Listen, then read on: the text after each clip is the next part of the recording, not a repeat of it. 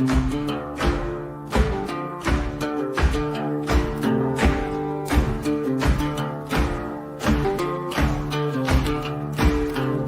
the heartland, the storm is brewing. Trump's moves ignite the flames. With every choice, the nation's renewing. The left can't keep up with his game. Heads are spinning, the swamp's draining dry. America first, it's a brand new dawn. With grit and fire, we're reaching the sky. The spirit of this land lives on.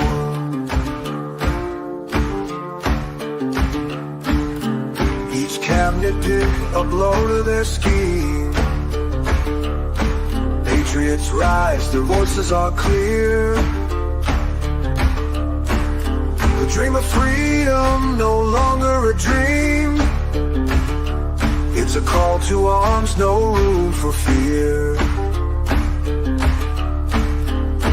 Heads are spinning, the swamp's draining dry. America first, it's a brand new dawn. With grit and fire, we're reaching the sky. The spirit of this land lives on.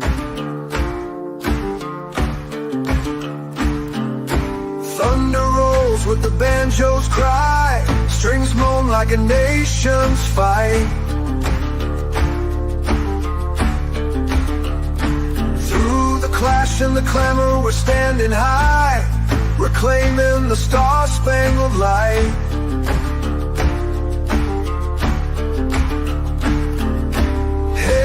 Are spinning, the swamp's draining dry.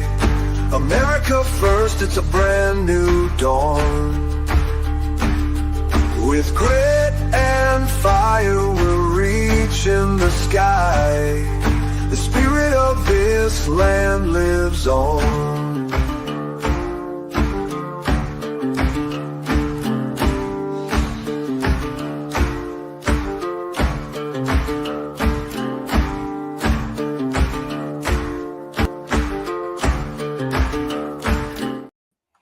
Hey, how's everybody doing? What's up, Jade? Oh, it's another week in paradise. How was your Thanksgiving? It was good. We had some family in. Had a 12-pound turkey and some stuffing and all the good stuff. How was yours?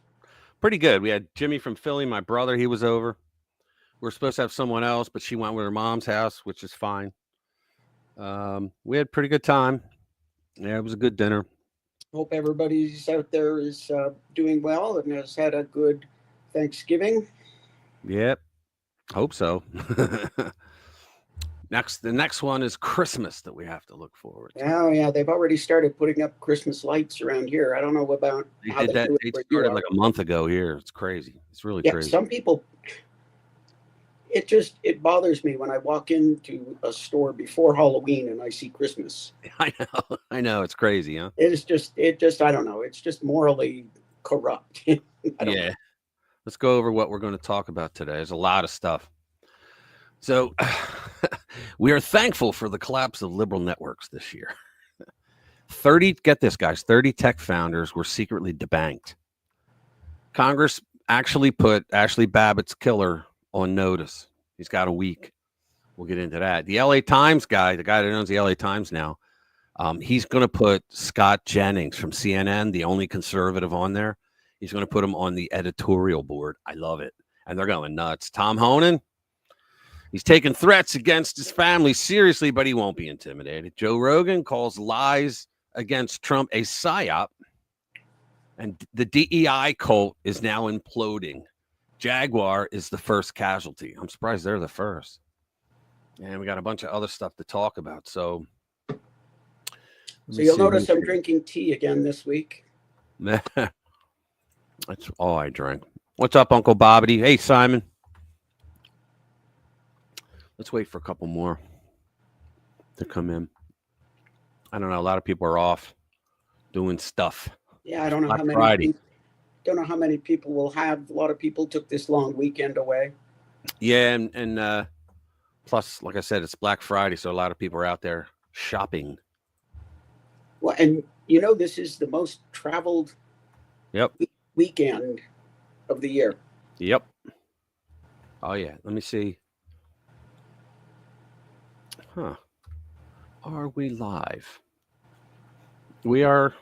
Okay. We are live at BitChute. Hey guys, BitChute. I gotta mute that, but welcome BitChute, guys. There's nobody here now, but they'll watch it later on. Pretty soon, I gotta start advertising more to them. You know what I mean? Yeah, I gotta start but putting it out. You were telling me though that some guys over in BitChute did watch it on a rerun. Yeah, they watched it, but they watched it afterwards. Hey, what's up, Sheila? How you doing? Good to see you. All right, I'm just gonna start.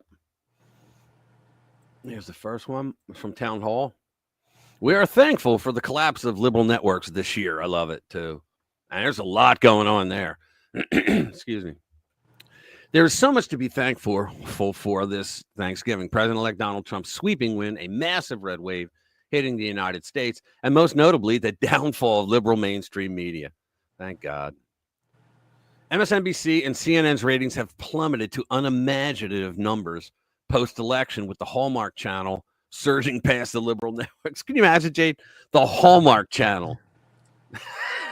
It's doing better than CNN and MSNBC.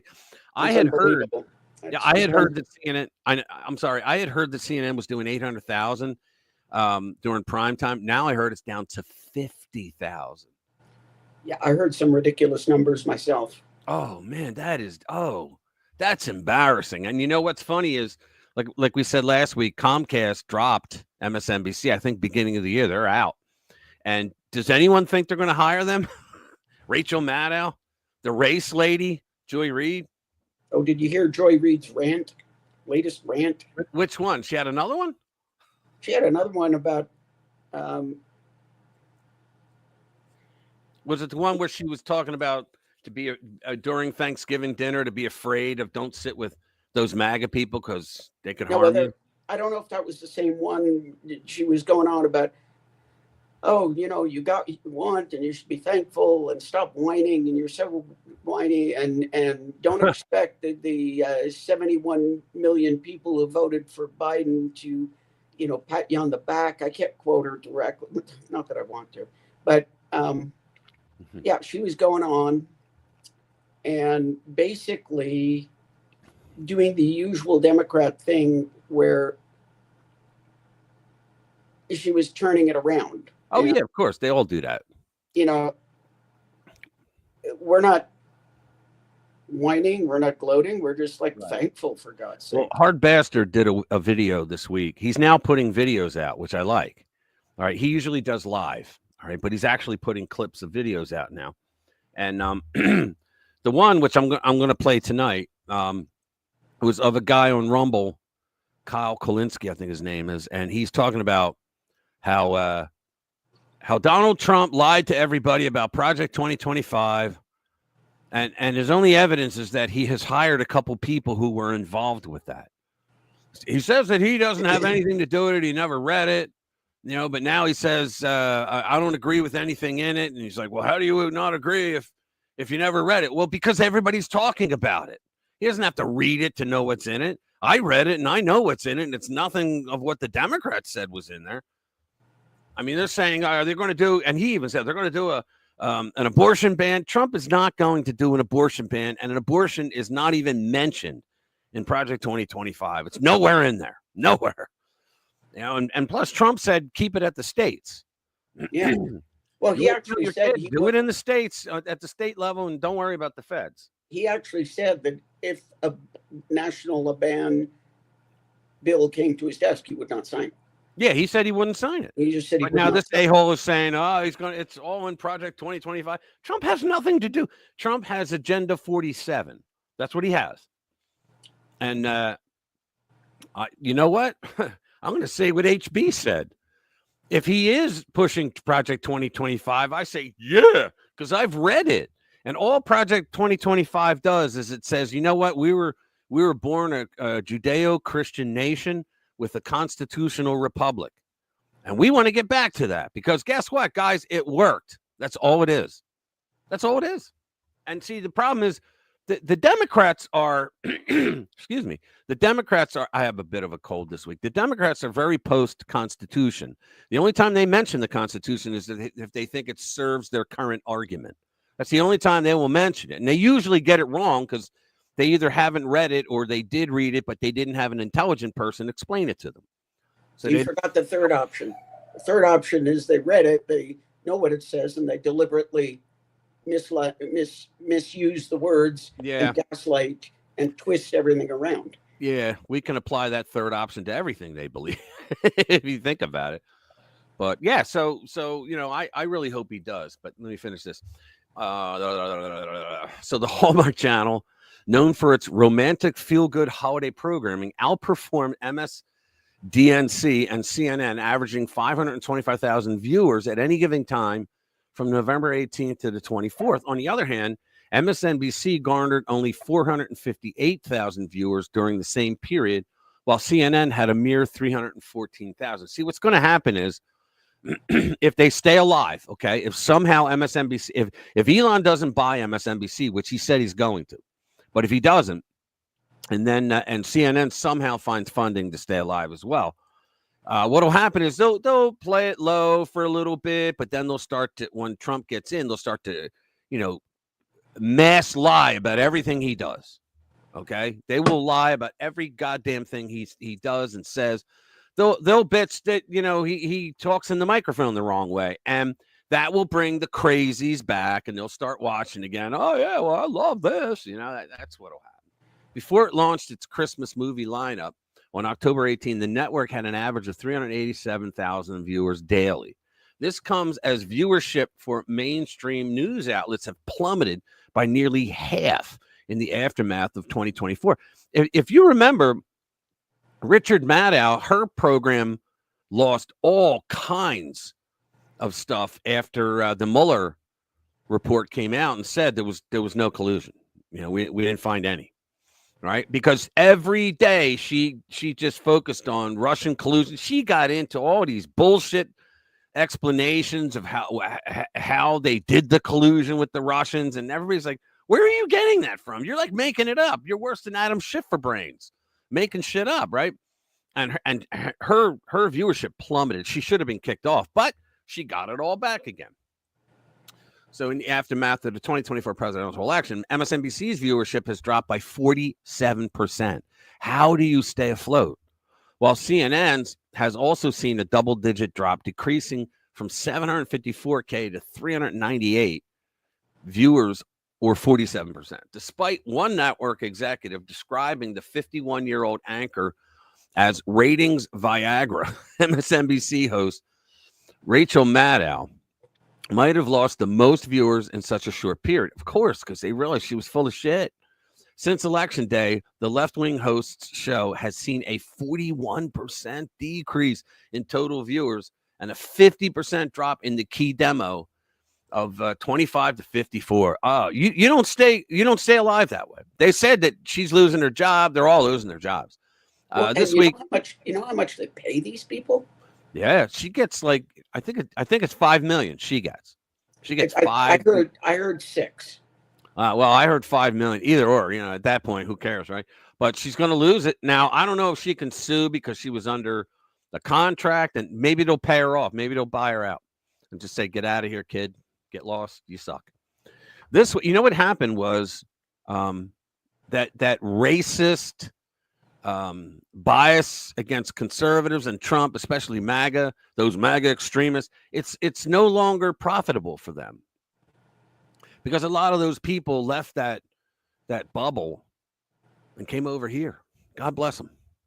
Because you know what? They only have themselves to thank. They lied their asses off throughout the whole 4 years of Trump and the whole 4 years of Biden. So and all 8 years was against Trump. I mean, think about it. They did daily shit against Donald Trump, and he's not even in office. What does that tell you? So Trump's going to do 4 more years, and JD hopefully gets 8, right? And This week, Maddow's show experienced its lowest viewership of the year and its worst performance in this critical demographic since 2015. Oh, Maddow's not the only. Yeah, Morning Joe, they were forced to go down and kiss the brass ring. Unreal. Maddow wasn't the only liberal host to see a drop in ratings. Her colleague Joe Scarborough, host of Morning Joe, lost 37% of its audience since November 5th. And rightfully so, as ratings continue to drop after Trump's sweeping victory. Mainstream media outlets are looking to draft a complete overhaul of their networks. Yeah, get rid of the deadwood libtards and put in some people that are middle of the road or conservative. I don't care either one. And think about this, Jade. Can you think of any way they could make it worse than it is now? I can't. You know, I mean, they're clowns now. Oh, yeah. Hey, what's up, Lou? And what's up? Hey, my sister's here. What's I up? was going to say, it looks like your sister's at the house. Yeah, that's my sister. Yeah. And I don't know. What I read an exchange with Elon Musk, and it kind of went something like, "Oh, you should buy MSNBC." Oh, I don't know about that. Well, you know, it could be a good idea. You think it would be a good idea? Maybe I'll think. What it was basically they compared it. He never said he was going to, as far as I know. But if you compare it, it's kind of a very similar idea flow that he had when he first started talking about buying Twitter. Yeah. And you know what he's going to do is he's going to come up with some way to get a lower price. Well, right now he could buy it on pennies on the dollar. Oh yeah, because it's not worth anything. And I would love to see him put conservatives on there. Can you imagine turning on MSNBC and seeing Mark Levin's show? Can you really imagine? Give Joe Rogan a spot. Yeah, well, he would never leave his podcast, but still put his podcast on then. Like late at night, Joe Rogan Experience. He can still do his podcast. Well, he can't. He's under contract, but still. Oh, okay. Yeah, he's under contract. He can't go anywhere else except I was going to say, he could do his podcast and do a segment. Yeah. But if he's under, you're right, he might be under contract. But can you imagine that? Because MSNBC would then, once everybody got over the fact, oh my God, I'm turning on MSNBC. Oh, wait, it's Mark Levin. Cool. There you go. Yeah. I mean, once they got past that, I think the ratings would skyrocket.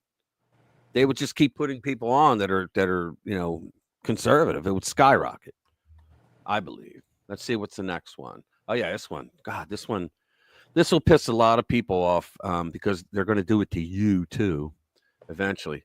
30 tech founders were secretly. Let me come back.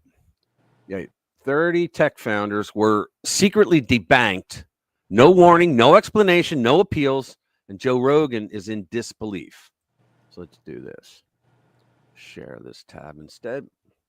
On a new episode of JRE, Joe Rogan Experience, Mark Andreessen dives into secret debanking of tech founders, AI control plans, and remote workers gaming the system. What they were doing was the government was saying, we only want so many companies doing AI. That's what that summit was about. I told you about, Jade, on that Chuck U. Schumer put out there like a year ago.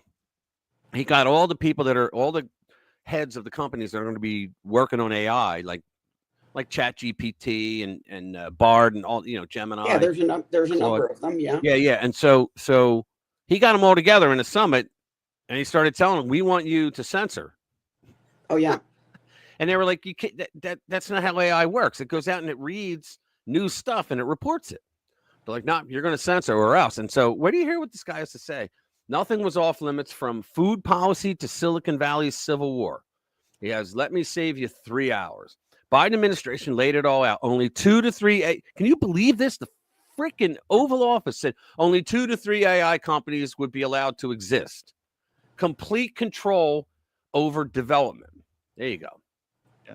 I think it was very alarming. We had meetings this spring that were the most alarming meetings I've ever been in, where they were taking us through their plans, and it was Like what kind of? Can you talk about it? basically just full government control, like this sort of thing. There will be a small number of large companies that will be completely regulated and controlled by the government. They told us, they just said, don't even start startups. Like, don't even bother.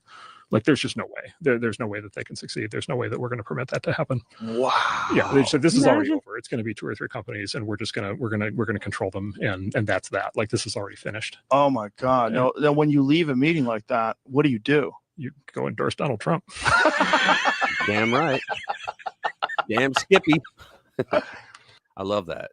I mean, wow, man. Just wow. Right? I mean, think about that. Let's go back in. Let me see. Shit. I actually undid it. But they literally wanted to only do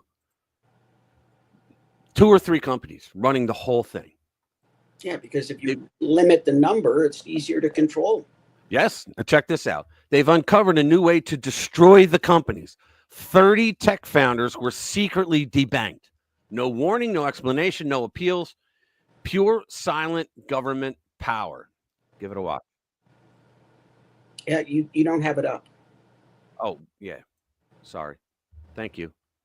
That's one of This the better started reasons about I have. 15 years ago with this thing called Operation Choke Point, when I where they fuck up. decided to, as marijuana started to become legal, as prostitution started to become legal, and then guns, which there's always a fight about. Under the Obama administration, they started to debank legal marijuana businesses. I remember that. Escort businesses, and then gun shops, just like your gun manufacturers. And I have an old girlfriend who her son and her son-in-law and daughter, they started a marijuana shop in your state, in Colorado, and they were always afraid that the feds would move in, and they were part of a movement that I think started in Colorado because they were big on it at the time, that said the feds have no jurisdiction here. And they said, well, they have the DEA, and they fought back and said, where in the Constitution does it say that the federal government is allowed to have a drug enforcement administration? I'll wait. You'd have been fucking scouting on a bench by the time they got back to you, because it doesn't exist. And so the Obama administration then backed off because they made that argument. Said, we'll go to court and we'll say, where the hell does it say that the feds are allowed to come in? Because the Democrats love to claim that the Commerce Clause allows the federal government to tell you how to run your company. It does not. It has nothing to do with that. But they would be messing with the Commerce Clause because the Commerce Clause was in there to make sure that commerce continued uninterrupted by government. That's what it was for. But they used it for other reasons. So just like you're done, you're out of the banking system. And so if you're running a medical marijuana dispensary in 2012, like, you guess what? You're doing your business all in cash, because you literally can't get a bank account. You can't get a Visa terminal. You can't process transactions. You can't do. Now, can you imagine the government did that to people? They said it was legal, but then what do? They try to stop you. That's like Stripe. They went after, and PayPal. They debanked people that were conservatives. That's why Bongino created his own PayPal-like thing. I think it's called Pay a Line. I think that's the name of it. Yeah, he started the parallel economy thing. He owns paralleleconomy.com, as a matter of fact. Don't go there. Stay here. But yeah, the government started messing with people who were donating to Republic. Payroll, you can't do direct deposit. You can't get insurance. Can't do like anything. None of that stuff you've been sanctioned, right? None of that stuff is available. And then this administration extended that concept to apply it to tech founders, crypto founders, and then just generally political opponents.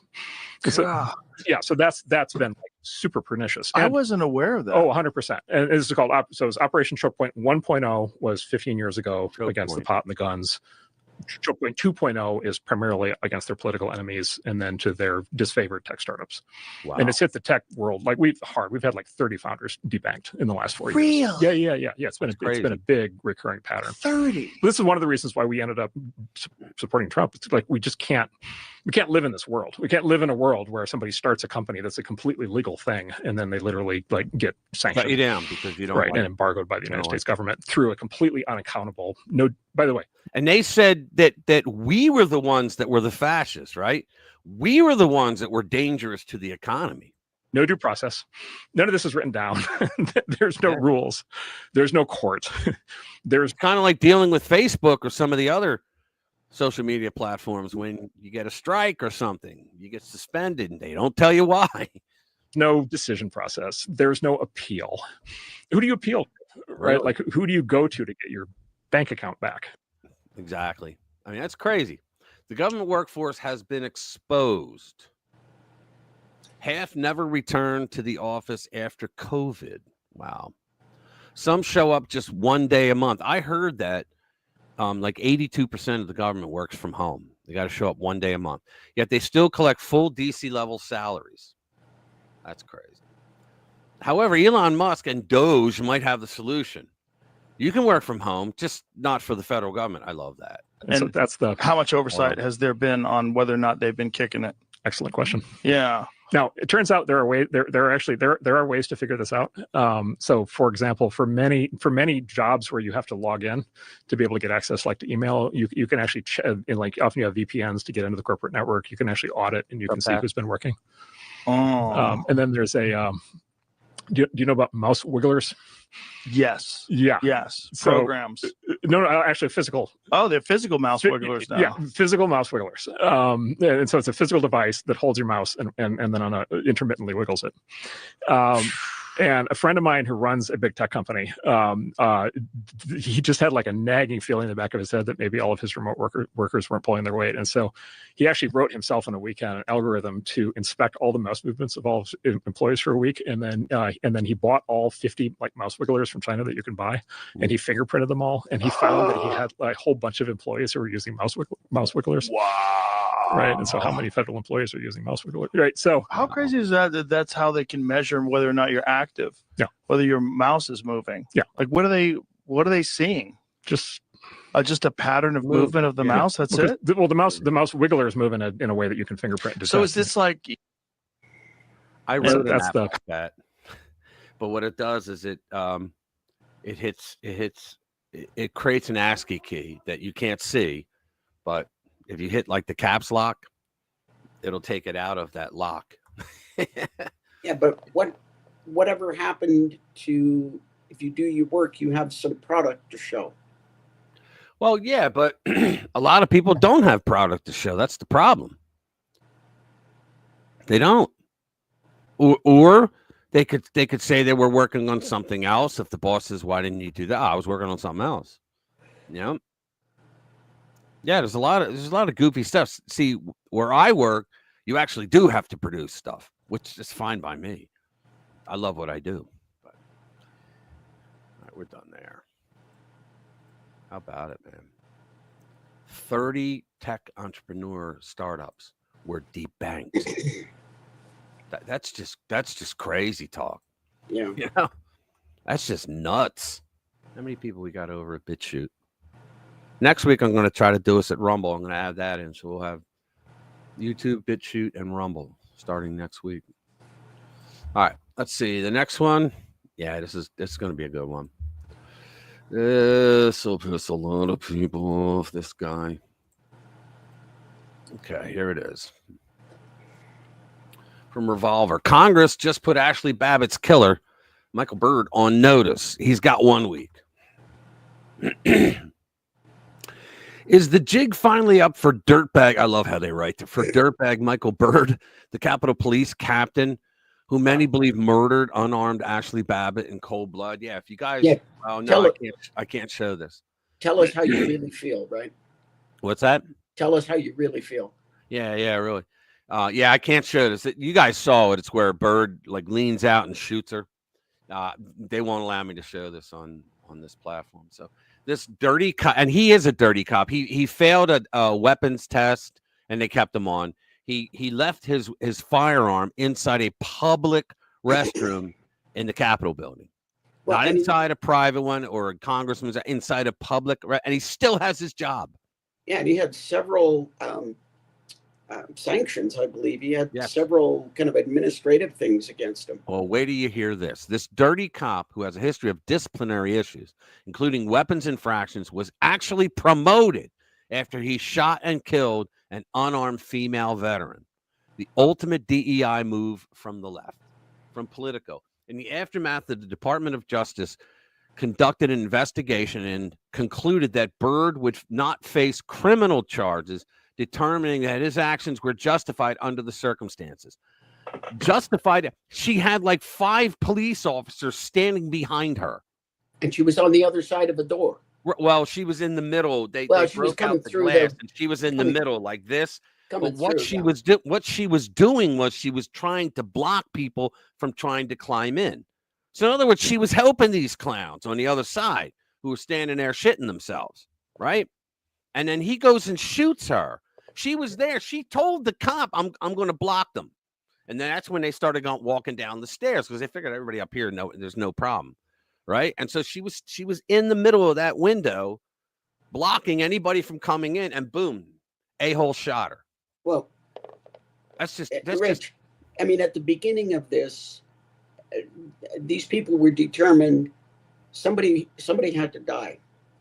People were going to die on this one. Yeah, I thought so too. That they had to do that. They wanted a splash. Yeah, and they got very frustrated because people were behaving themselves. Yeah, they adhered to the velvet ropes. I mean, there was a bit of vandalism and a bit of scuffling, but nobody had weapons, and they just got very frustrated. And they were determined that people were going to die. The check's in the mail, kiddo. They were determined that somebody or many somebodies were going to die at this thing. And yeah, I think so. They had to, because they wanted to put this out as, look, Trump and his people caused the death of this person. Yeah, that's what they tried to do in the beginning. And then Roseanne Boylan died too, but nobody ever talks about her. She died as well at the hands of the police, beating on her. Yeah. Yeah, they're still saying that 5 cops died. I know Joe Biden as president, he pushed that lie multiple times. Yeah. They died that day. No cops died that day. Not one. Sicknick died the next day from a stroke. Yep. But didn't die from, and they even lied. They said that those evil MAGA extremists smashed him in the head with a fire plug or a fire extinguisher. No, never happened. And Tucker proved that because he showed the video. Remember? Well, no, but that's what they did. They said, well, thank you, Lou. The check's in the mail for you. As a matter of fact, Lou was a pretty good bass player. He and I played in bands together. Go ahead. I'm sorry. So they, what was I saying? They first said that the crowd beat him and hit him with a fire extinguisher. And then we looked at the video. No, that didn't happen. Then they said, oh, well, there was a fire extinguisher thrown that hit him. Okay, look at the video. That didn't happen. And then, I mean, they kept coming up with these things. And then they finally said, well, it was related to the stress of the day. It was the professor in the study with the wrench. Yeah. Oh, my God. What's that?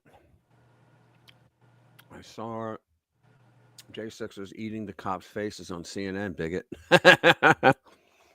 That's funny. I can't play anymore because of the arthritis in my hands. I can't get through 2 songs. And it just hurts. Although on Carnivore, I was able to play again. I got to get back on Carnivore because the holidays I got off of it.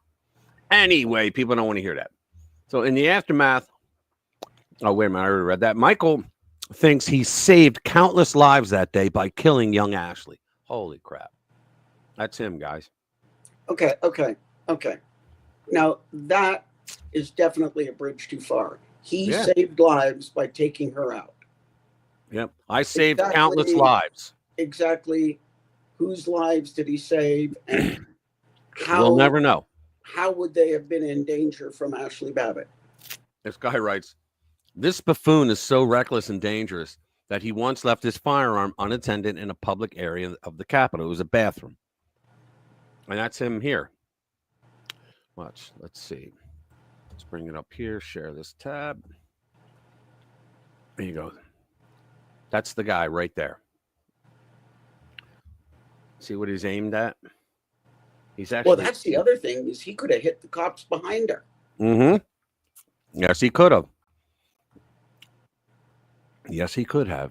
But that's the a-hole right there. In addition to leaving his firearm laying around public areas, he's now captain. Lieutenant Michael Byrd has extremely poor firearm and trigger discipline. Here, he almost shot other Capitol Police and guards. One trip, one slip, that's all it takes. Yeah, he had his firearm out. You don't take your firearm out, and this other a-hole here has his firearm out as well. You don't take your firearm out unless you're I mean, I don't know what the feds have, but I know local cops have, what is it, like 5 points of death, and you have to have so many of them in order to even pull your weapon. But if like a guy pulls a weapon on you, you've got it automatically and can pull yours. This asshole, there's nobody in the room with them, nobody. But you got 3 guys here holding guns, because you got a guy down here, you got this middle guy and next to the blue, and you got the a-hole that murdered Ashley Babbitt. I'm almost surprised that he didn't disappear.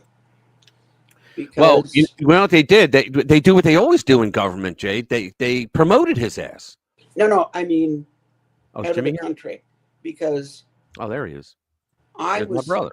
I was pretty certain that, somebody talked to him, and somebody says, okay, you arrange this and make sure this happens, and here's what's under the table waiting for you. Yeah. I'm sure he had a payout. I'm surprised he's still in the country. It's unreal, but I mean, holy mackerel. He shot her he had no reason to shoot her, and he did. He took special aim and he shot her. And like I said, there were multiple cops standing behind her on the landing. He could have hit any one of the cops. Yeah. That's just unreal. That's unreal. Talk about jumping the gun. No pun intended. All right, here's a fun one. Fun for me, anyway. Ready? From the Wrap. LA Times Wrap cuts short combative Patrick Soon-Shiong interview. He's the guy that owns the LA Times now, about naming Scott Jennings to the editorial board. I love it. Oliver Darcy, a former senior reporter at CNN. You know who Oliver Darcy was?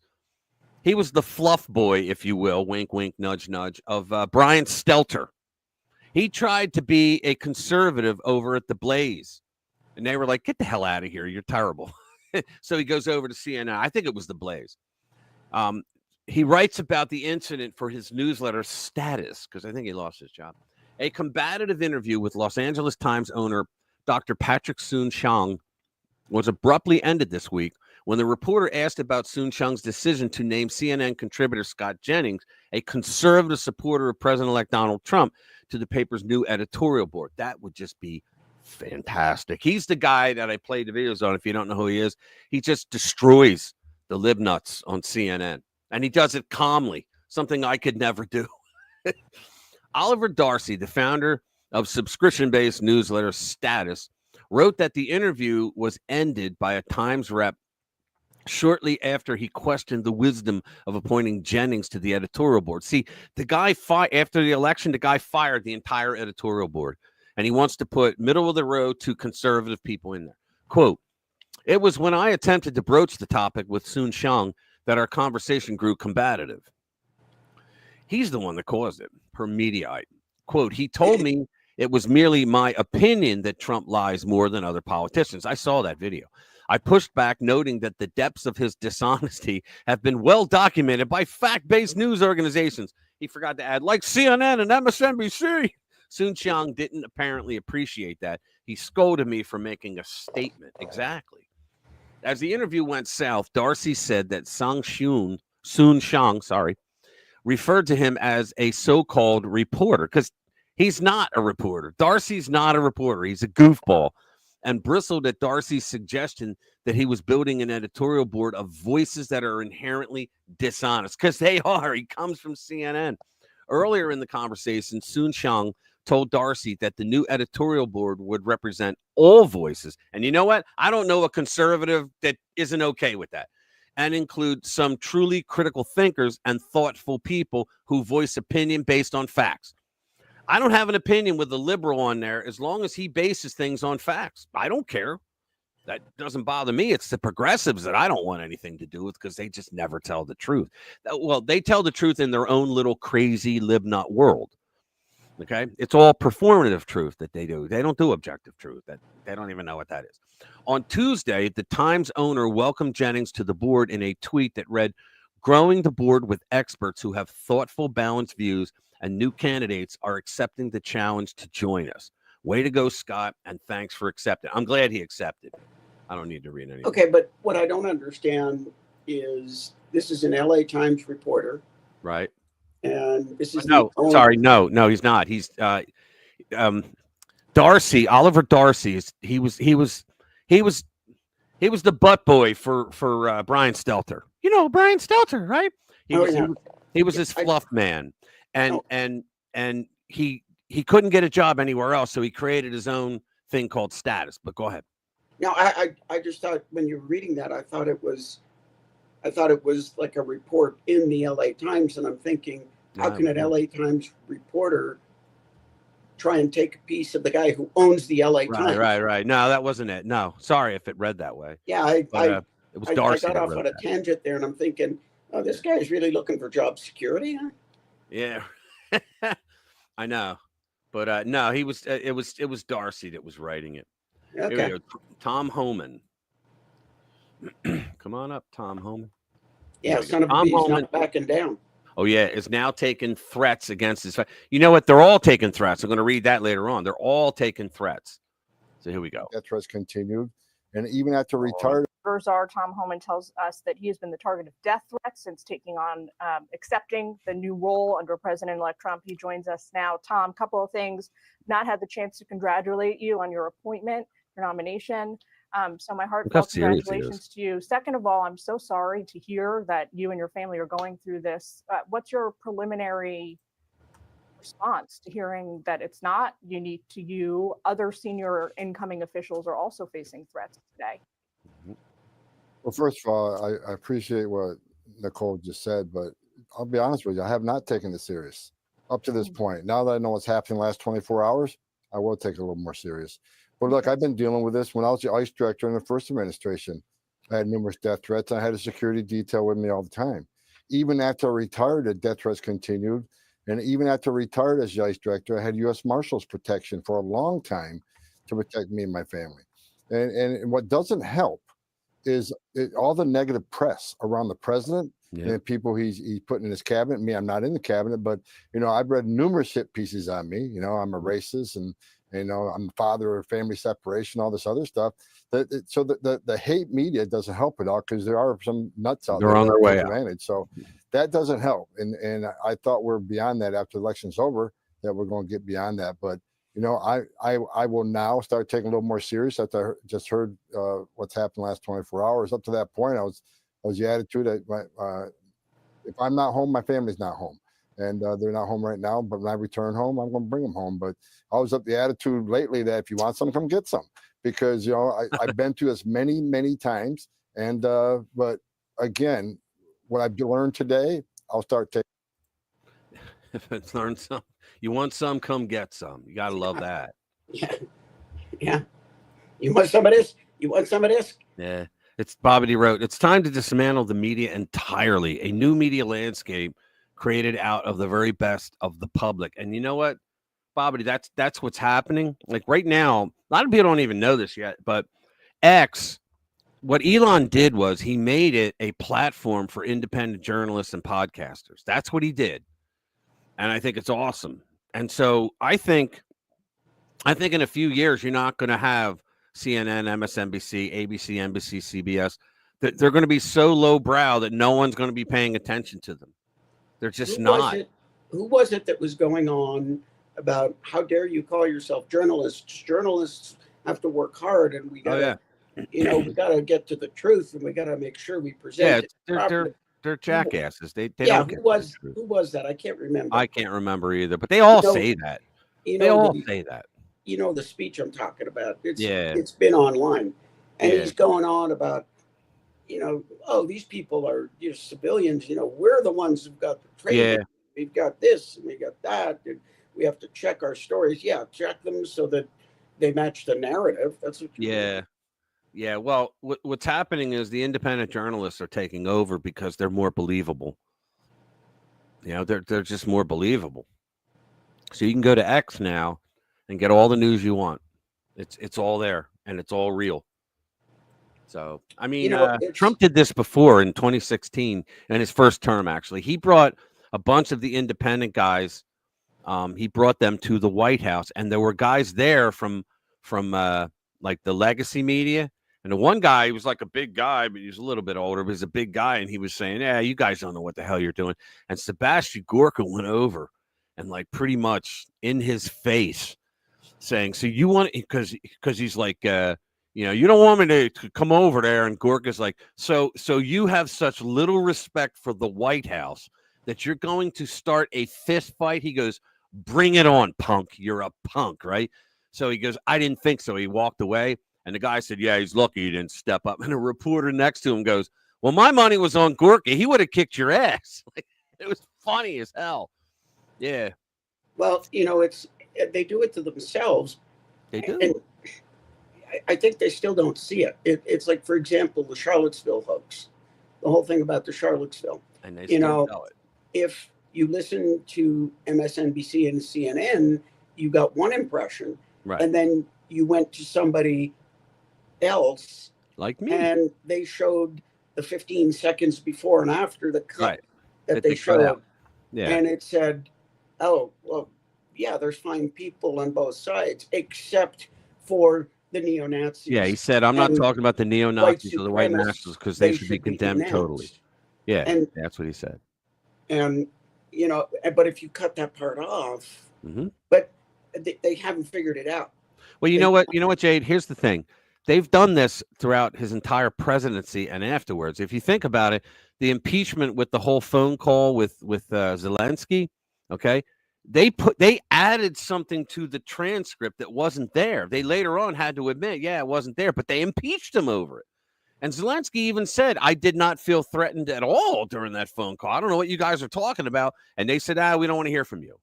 Right. But in the meantime, Joe can call Zelensky and tell him to fire the special prosecutor. Exactly. Or you're not getting the money. And go, exactly. And nothing happened to him. And then brag about it on video. Yeah, and nothing happened to it. But then they did the same thing. They did the same thing down in Georgia. The Rhino Secretary of State, Brad Raffensperger, he edited the audio tape of that phone call and leaked it to the press. He made it seem like, and the press just ate it up because the press always has preconceived notions of Trump in the negative. And they just set out to prove those preconceived notions. No matter how fucking crazy they are, they do. And so with that one, he was reading down a list of Mark, the guy we bring on a lot, the elections expert. He was reading down a list of all the fraud that Mark discovered when he analyzed the voter data. And he was just reading down a list and said, find me 11,790. And they cut out the part that he read down the fraudulent list. And they made it seem like he ordered Brad Raffensperger to manipulate and find and manufacture votes. And that's not what happened. But they do this shit all the time to him. They just, if I was advised, I'd say don't talk on phones. Just don't. Because they manipulate everything you say on the phones. You know, and I hope they go after Raffensperger too. But Raffensperger's he's not running again because he's chicken shit. He's nothing. His wife won't let him. That's what it is. He's nothing. He wanted to run for governor.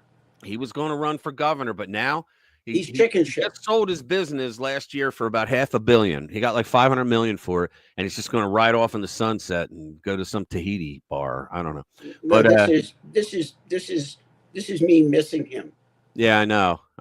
But his wife told him finally, you either get out of politics or I want a divorce, because they couldn't go anywhere without people harassing them.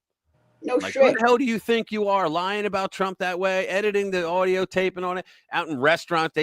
In other words, these people took the advice of low IQ Maxine Waters and went after him and his wife in public places. The reason why the media is so corrupt is because our federal government is even more.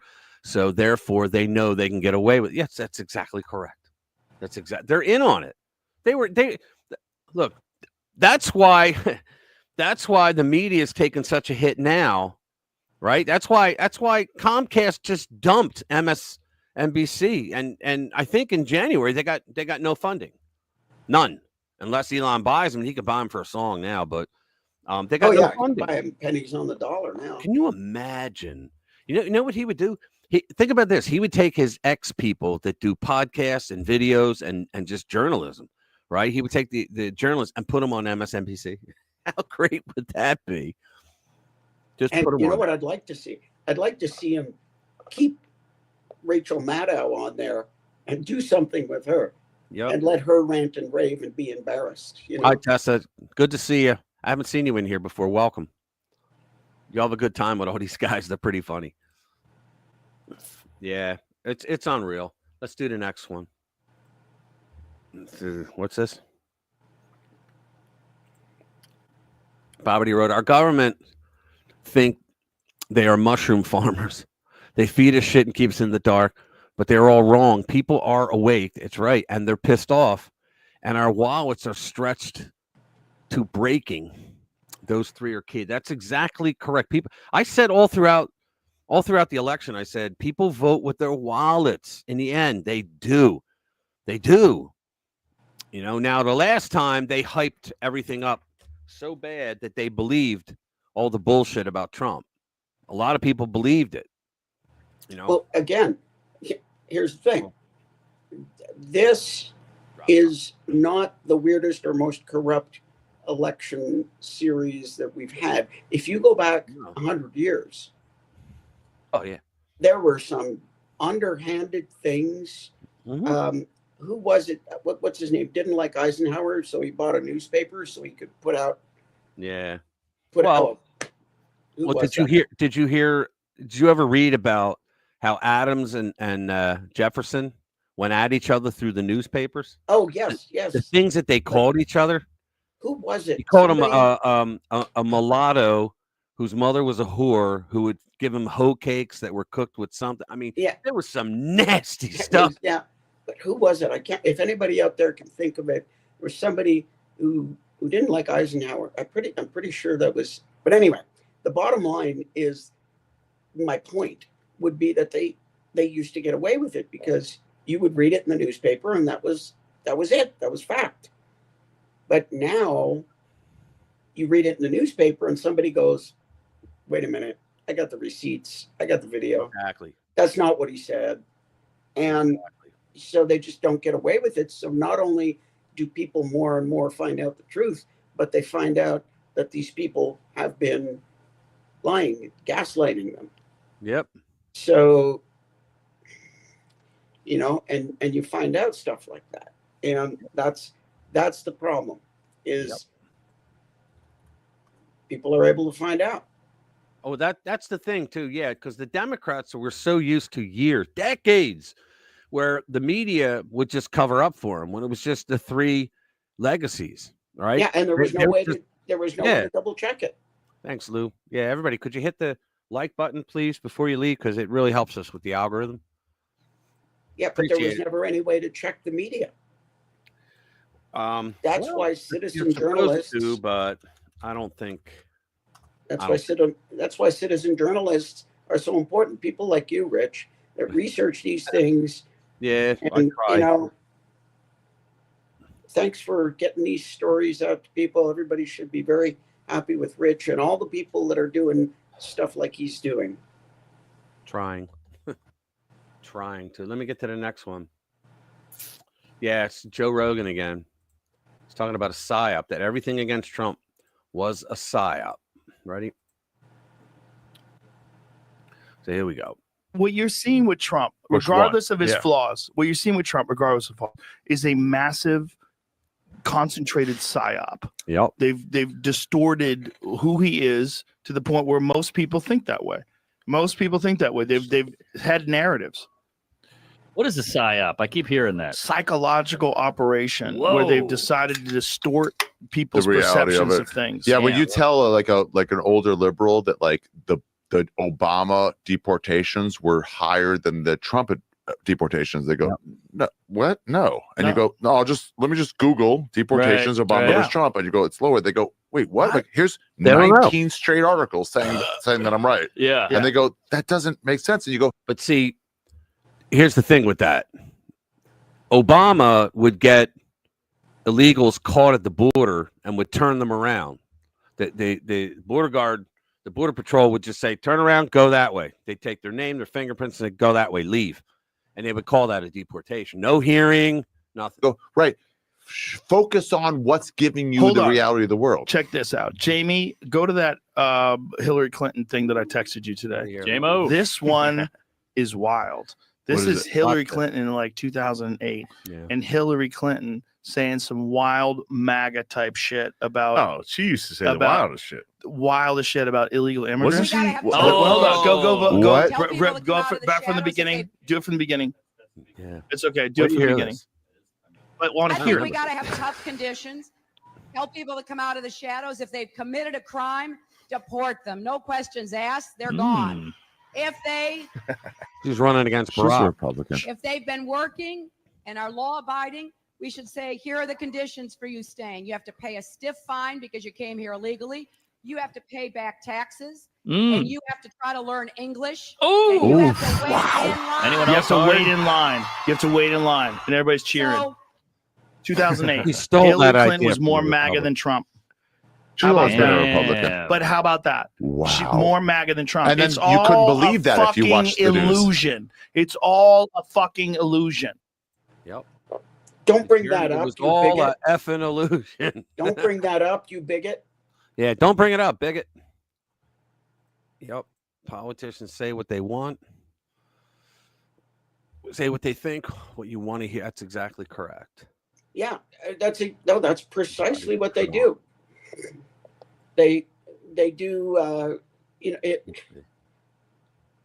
It's basically like Hollywood, where they have, what do they call them? The test audiences. They put a movie out, and they see if people are going to like it. It's the exact same thing. Politicians are concerned about one thing and one thing only, and that's gaining and maintaining power. And whatever they got to say to do it is what they do. That is absolutely correct. But And- the Democrats, like I was saying earlier, the Democrats, what they do is they don't realize that we have an internet. They think nobody's going to see what they're saying, what they're talking about. No one's going to see it. That's what they believe. No one's going to see it, and so they say what they want. That's like another thing. They'll say one thing to one person, and then go to another group and say completely the opposite, and they don't think anybody's paying attention. And again, back to my point. It was said by Reagan first. Let's make America great again. That's what Reagan said. Again, back to my point. Mhm. They can be cross-checked now.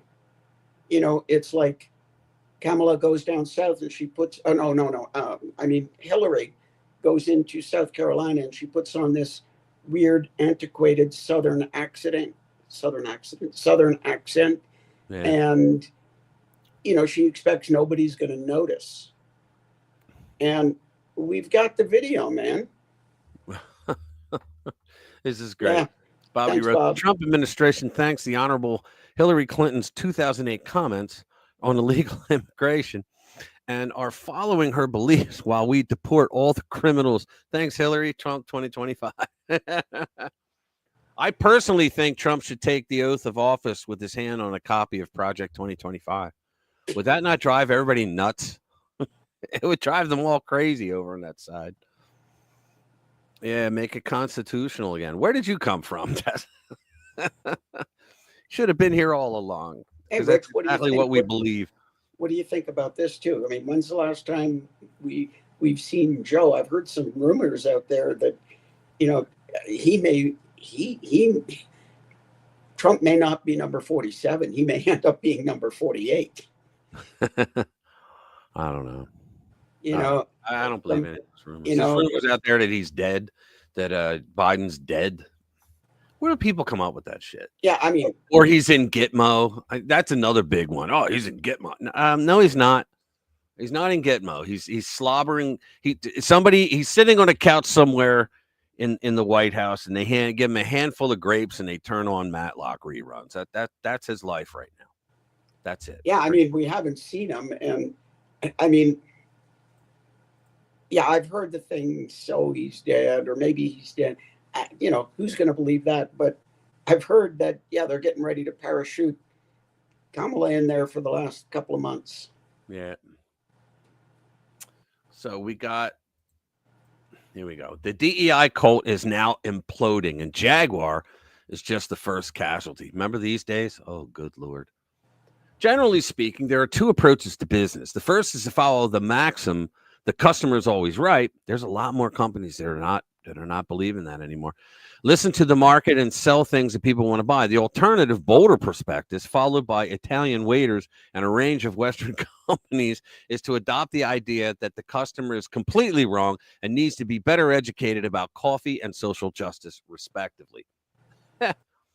Jaguar launched its new advertising campaign to a resounding chorus of disdain. After having a diverse set of models prowl around in bright clothing, nothing so passé as a vehicle involved to slogans including create exuberant.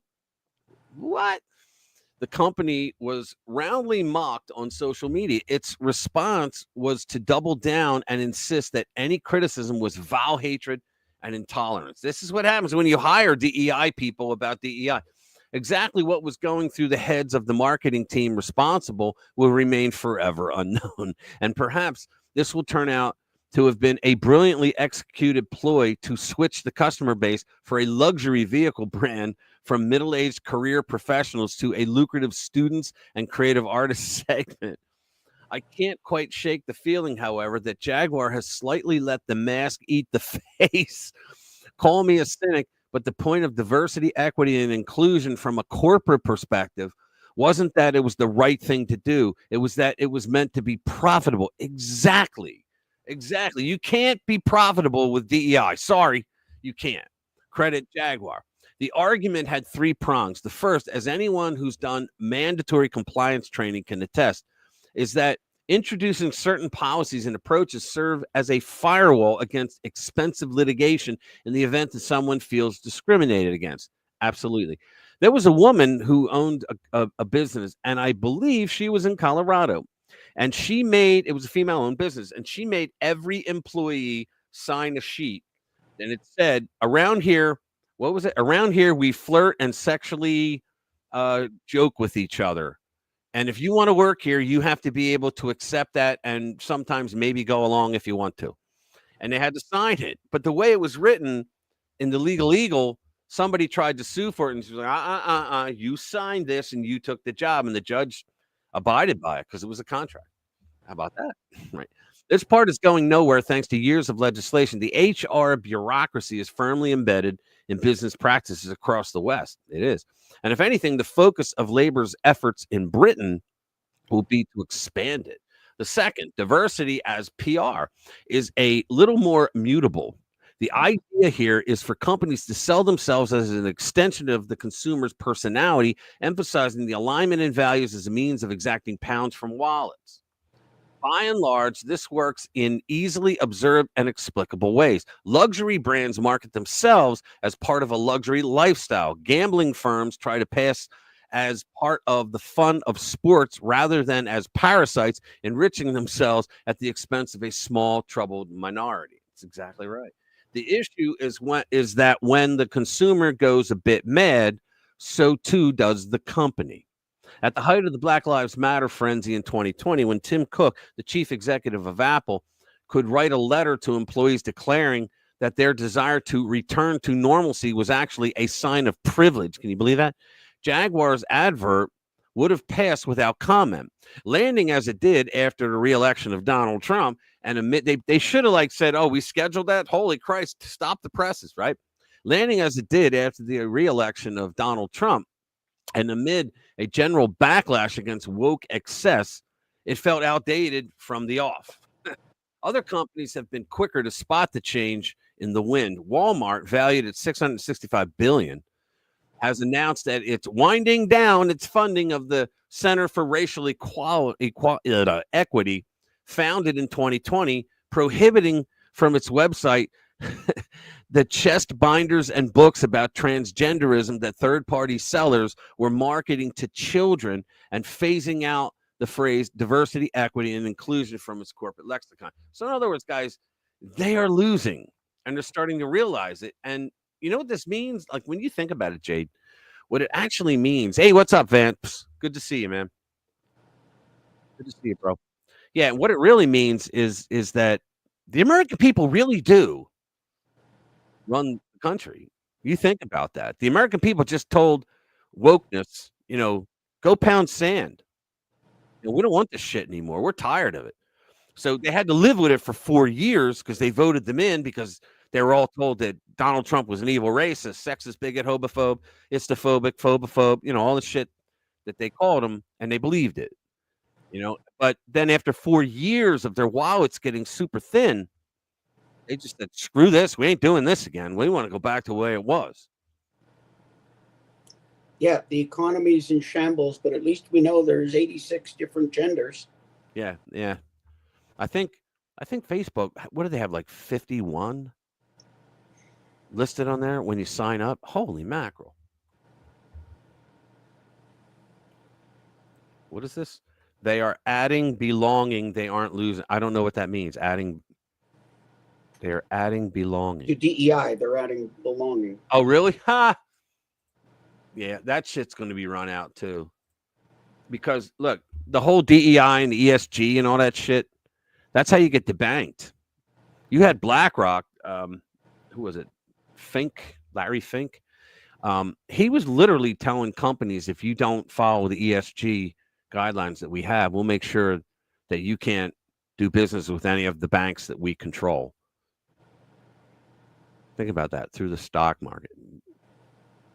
So they would tell people they would be debanked, which is why the Bud Light thing was so important. Because what that told a lot of companies was, you know what? Life would be bad if BlackRock, if Larry Fink actually screwed with us in the financial world. But look what happened to us when we went ahead with his bullshit ESG. They lost so much money in that boycott. See, to a certain extent, there are no rights except those that you can protect. Right. Well, see, that's the thing, too. The libnuts believe that the government can create rights. It can't. The federal government was never created to give you rights. It's in the Declaration that rights come from God. They are given to the people, and the people loan them to the government. I mean, that's basically it. But the only rights that you have are the ones that you can protect. Go to North Korea, see what kind of rights you have. Yeah, see and see, that's the thing too. I always say, a government that's powerful enough to give you rights is powerful enough to take rights away. And that's not what you want. A lot of people don't seem to understand the federal government was only supposed to be, under our Constitution, the articles, they were horrific. It was a paper tiger federal government. There was no central command. Nobody even wanted to fund anything they wanted to do. But the fact of the matter is the federal government is only supposed to be an agent to the states for things that were national. That was it. They just wanted a referee, if you will, a neutral referee. They needed a central government to take care of things like international relations. Right. Money. They wanted universal money. National currency. The border. The army. Right. The army and the Navy. That. That's all. And you could go to the Federalist Papers, 45, which I believe was written by Madison, and he explains that. He explains all the rights. Well, I'm sorry. He explains the powers between the federal government and the powers of the states. And he says that the ones for the federal government are limited. And he says that the ones for the states are like innumerable. And the reason why is if you look at the 10th Amendment backs that up and says, look, anything that's not written in Article 1, Section 8, which is known as the enumerated powers, then the federal government doesn't have it. That doesn't mean the federal government can't take it, but in an amendment, they got to ask the states for permission. The rest of the powers are reserved to the states and the people. Or the people. Right. That's exactly correct. And they forgot that about 150 years ago. Yeah. I listened to some woman mouthing off. Believe she started mouthing off about Second Amendment, and she was all concerned about being safe, and you can't have guns because I'm not safe. And then she somehow got on to freedom of speech, and it's, well, you can't take that away. That's my basic human right. Because she was saying, yeah, that other people say if you take the Second Amendment, they're gonna take your freedom of speech away. And she was all, well, you can't do that. That's my basic right. You just they can't do it. And I'm thinking, how freaking naive are you? Yeah, go visit North Korea. Yeah. Go Did you ever see the video of the girl from Venezuela when they took the guns away? She started working for the NRA. She did an amazing video, commercial. I'll find it. Hang on. NRA, Venezuela. There it is. Yeah, this is really something. Here we go. I'm going to play this. But this is one of the best I've seen so far. And they don't play it anymore because it's, a little old, but here we go. This is really good. I emigrated from Venezuela, one of the most dangerous countries in the world today. A few years ago, the government came for our guns. We were told we would be safer without them. Of course, the politicians, the rich and famous, their bodyguards and criminals, they still have their guns. Yep. Everyone else lives in fear. Mothers and fathers are powerless to defend their families. But the drug cartels and gangs, the colectivos, still have all the guns they want, and 90% of murders are never solved. The biggest mistake Venezuelans made was believing that this could never happen. Today, they would do anything for the Second Amendment freedom that we enjoy as Americans. Never, ever take it for granted. I am the National Rifle Association of America, and I am freedom's safest place.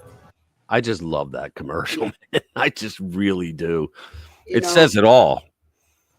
Human rights are human rights, but don't ever think that somebody can't take them away because they can.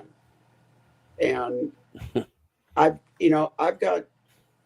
can show you a whole bunch of pictures out of early 1940s Germany that will show you what happens when the government has a monopoly on violence.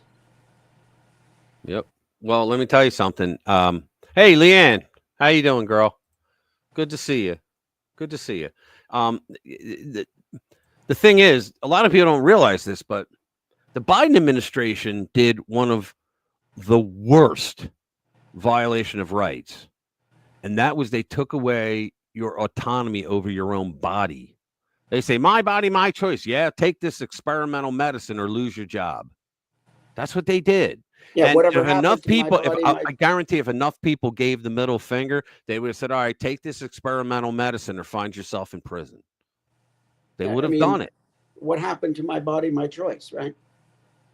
Yeah, that's exactly what I was saying. Venezuela is safer now that they emptied all the prisons and they came here. 100% true. Yeah. How was your Thanksgiving, Leanne?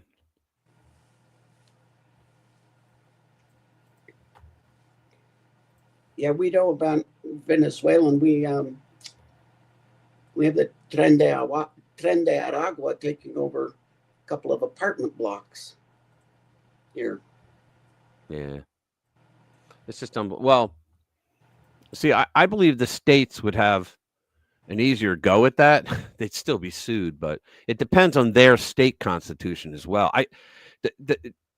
Any form of government that says, "Oh, I will," yeah, you can come in for a little bit, no worries. Yeah, there it is.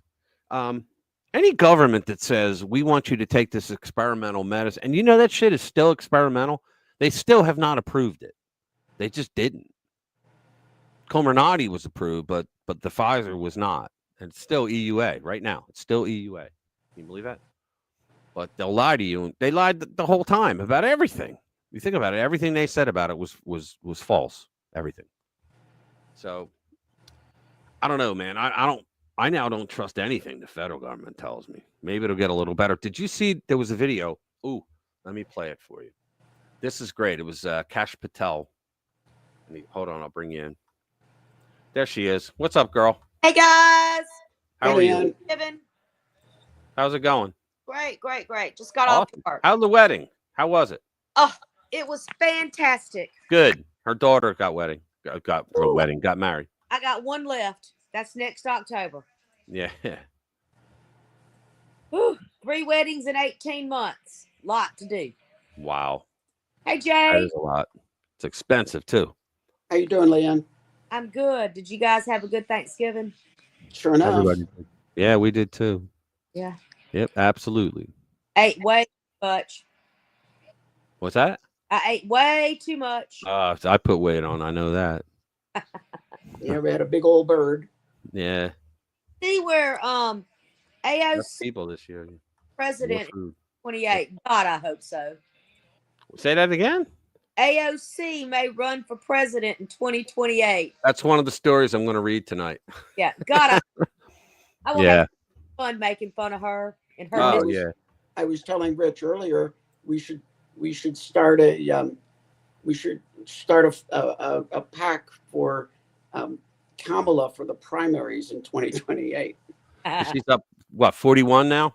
She was at 41% approval from Democrat electors last. You know why? Because all those idiots think that, well, if Trump's not in there, she'll beat Vance. Yeah. Oh, you'll put her in a debate and he'll smoke her like a cigar. Oh, yeah. Woman couldn't beat her way out of a wet paper bag. I know. She's I think- unreal. And then For what- I don't know how much of what she's been drinking, but y'all see that last thing she put out? That Yeah. last video? Yeah, she was drunk. And they tried to come back and argue that she wasn't. She was drunk. I don't know. I think wasn't she was. there. I don't know her. Everybody says she was drunk. That's true. She said white men are evil and she married one. God. Yeah, but we could make some really great memes of AOC. She You know- was sitting in a Subway restaurant. She said she'd been waiting for 2 hours and no train. But she's taken her pronouns off her ex bio now. Even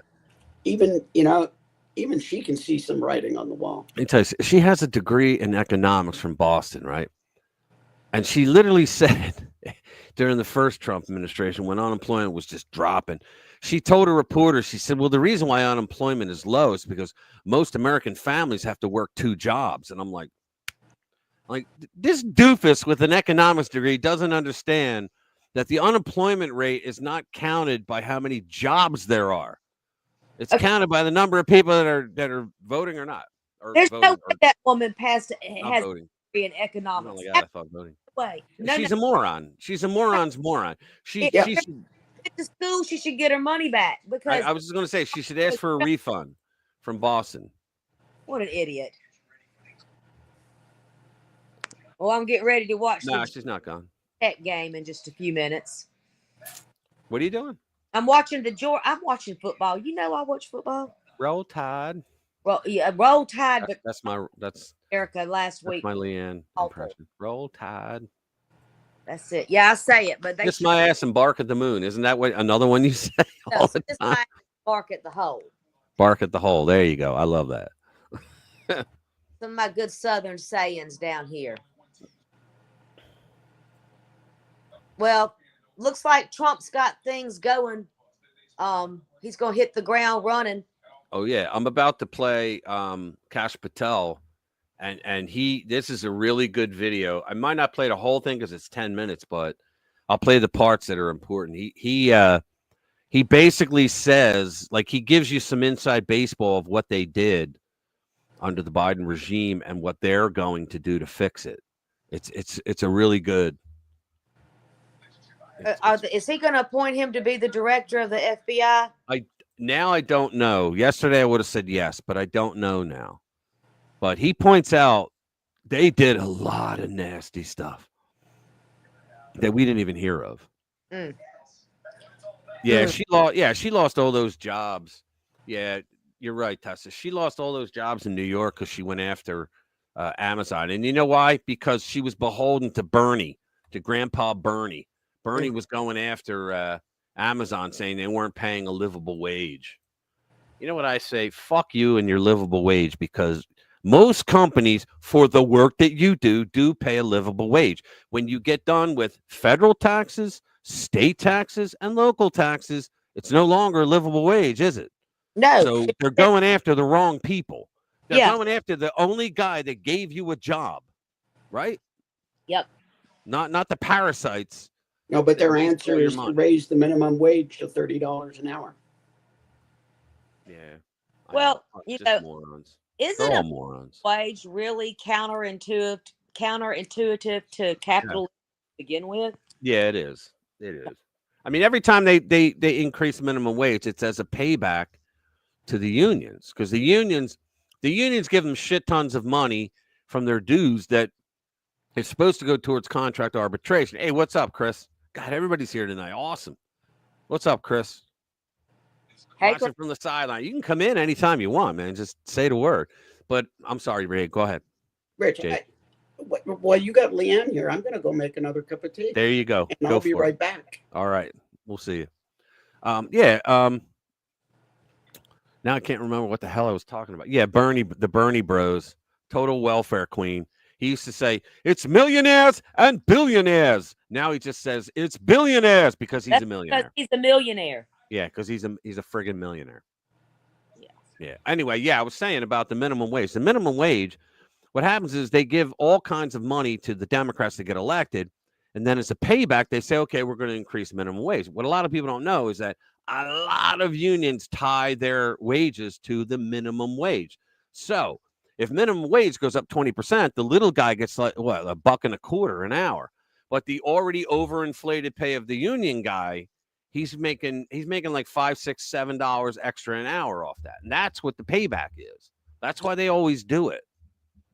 Well, I say minimum wage. The problem with minimum wage is that's all you, according to the law, if you think about this, that's all you have to pay anybody is minimum wage, and try to get away with that in the market.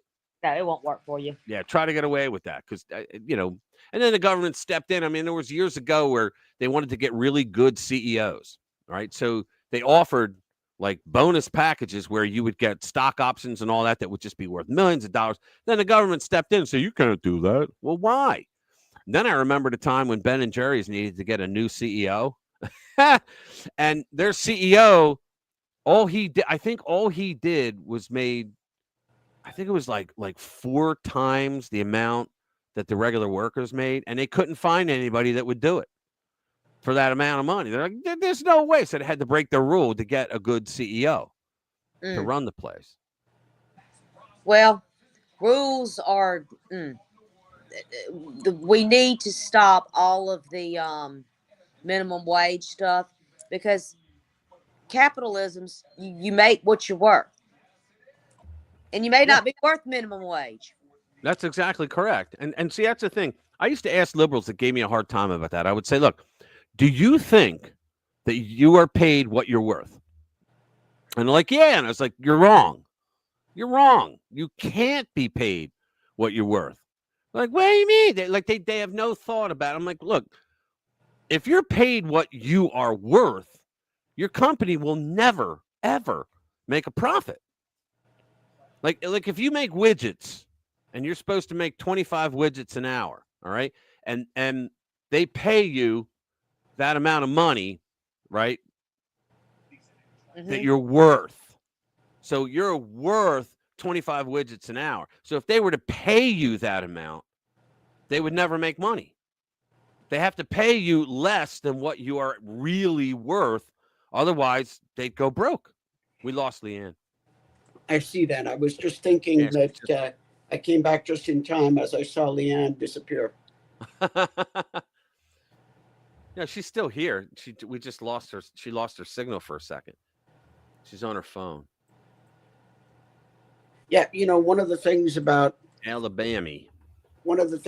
increasing the minimum wage, it's going to be a real boost to automation, because all of the, like the McDonald's, they don't need people in the front. You go up and True. you push some buttons on a panel. Well, they did that in Boston. Or even better, they're gonna just push some buttons on your phone, and it's gonna pop out. Milton Friedman, correct. Milton Friedman was a genius. The Libnuts hate his guts, but he was pretty much a genius. Yeah, there shouldn't be a minimum wage. I'm not going to call it communism. I'm just going to call it stupid law. It's stupid. Yeah, let the free market reign. But when you have that laissez-faire capitalism, then when you have no regulation on capitalism, you have to have some regulation. Well, we don't want to go back to the days of I'm as conservative as they get, but yeah. Oh, your mom. Oh, that was it. Okay, no worries, Leanne. Don't worry about it. That's all right. It was good seeing you. You can come back in if you want when you're done. Have a good one. Everybody says goodbye. She's funny as shit. That's why. But yeah. When the government gets involved in the business, government doesn't do anything well. Let's just no, they don't. They really don't. I mean, you think about it. If you had an employee, right, and that employee never did anything correctly, would you then keep that employee, and then would you then promote that employee? No. Well, the government works for us. The government works for us, but they think we work for them. That's got to change. That has to change. And maybe Doge will make that change. Let me play this video. Let me play this video of Cash. It's really good, and I like this guy too. Okay, ready? Went to them and said, "Look, you guys didn't do this. Help us expose it." And they both doubled down. You know what they did? They launched an investigation against me. What? So Google informed you that you're being surveilled 5 years after the investigation started. Right. Gina Haspel would later become Trump's CIA director. Yeah, let me explain why that's important. Gina Haspel was the piece of shit who was running the London office for CIA. Gina Haspel was the one behind that operation, the Russia Crossfire Hurricane bullshit. They went after a couple of low-level people like George Papadopoulos, and I forget the other guy's name, but they went after them and tried to make them look like they were in on passing Russian information and whatnot for Trump, right? But that absolute a-hole, Mike Pompeo, before he became Sec State, he was the CIA director. He knew that Gina Haspel was the one that ran that operation, and he never told his boss, President Trump. And Trump, not knowing that, made her the CIA director. The fucking viper that helped to pull off that Russia bullshit hoax. And now she's in charge of CIA because Pompeo didn't let him know. And then when these guys got out of the administration, do you know where Gina Haspel and Rod Rosenstein work today? Where? Yeah, this is good. And instead of doing the job for the American people, they come out instead, come up with government boondoggles that pay themselves billions and billions of dollars, or their friends billions and billions of dollars, which is our dollars. And they want to make sure that keeps going over and over and over again. I'll give you a perfect example. Who cares if you've ever followed Russiagate or any of this other stuff about the deep state? Chris Wray, the director of the FBI, and Rod Rosenstein, the deputy attorney general then of the DOJ, were tasked with helping us at Congress, where I ran the Russiagate investigation, to expose Russiagate. We went to them and said, look, you guys didn't do this. Help us expose it. Yep. And they both doubled down. You know what they did? They launched an investigation against me, the senior congressional investigator for Russiagate on the House Intelligence Committee, and 6 other staffers. They used grand jury subpoenas to get my personal information, my banking information, my emails, my cell phone information, everything else. I didn't find out till 5 years later when Google called me and said, hey, our 5-year notification has lapsed. We can now tell you the DOJ surveilled you. And we had to turn over documents. So that became that we exploded that into a federal lawsuit that's still ongoing in the DOJ and FBI. But those two guys, hold on. What? So Google informed you that you're being surveilled 5 years after the investigation started. Right. What I mean, what more did they tell you? They're not allowed to say anything, but that you can be informed now since it's 5 years later. So as a former national security prosecutor, I know you don't just go to Google. You go to every provider. You go to all the telecoms. You go to the bank. You go to everybody. If you're going to run an investigation, that's what you do. But these two guys who were running the FBI and DOJ sat in a room with the chairman of the House Intelligence Committee and lied to our faces. They threatened to investigate us, which was bad enough, right? They actually did it. Yeah. And then these two guys would get exposed, for Rod Rosenstein specifically, for signing a FISA that was totally bogus. Right. And Something else we've to caught say about Chris Wray lying time and time again as the director of the FBI. Put these guys over here for a second. Gina Haspel, who was the director of the CIA, was London station chief in England when Russiagate kicked off. Under the rule of law in America, if you want the Federal Bureau of Investigation to launch an investigation overseas, you have to get permission from the head intel rep. In England, it's the the station chief. So she allowed Russiagate to occur on British soil, where there was a barroom operation to try to record some nub into spilling the beans on Donald Trump. And they would use that to launch the whole Russiagate offensive. Gina Haspel would later become Trump's CIA director. And then when these guys got out of the administration, do you know where Gina Haspel and Rod Rosenstein work today? Where? At Christopher Wray's old law firm as senior named partners, making 7 and 8 figures. Unreal. It's just unreal, the corruption. How is this going to get broken up? There you go. They seem so deep. Yeah. I mean, you just mentioned they're embedded in politics. They're embedded in mainstream media. They're embedded in intelligence agencies. They are former top leadership of the military that's now embedded within the military industrial complex companies. Mm-hmm. I mean, it's how many people are involved in this? Thousands. In the deep state. Thousands. How would you even begin to dismantle it? Well, I think the first Trump administration was the beachhead, right? People were just like, you guys are full of it. And we continued to put out the truth.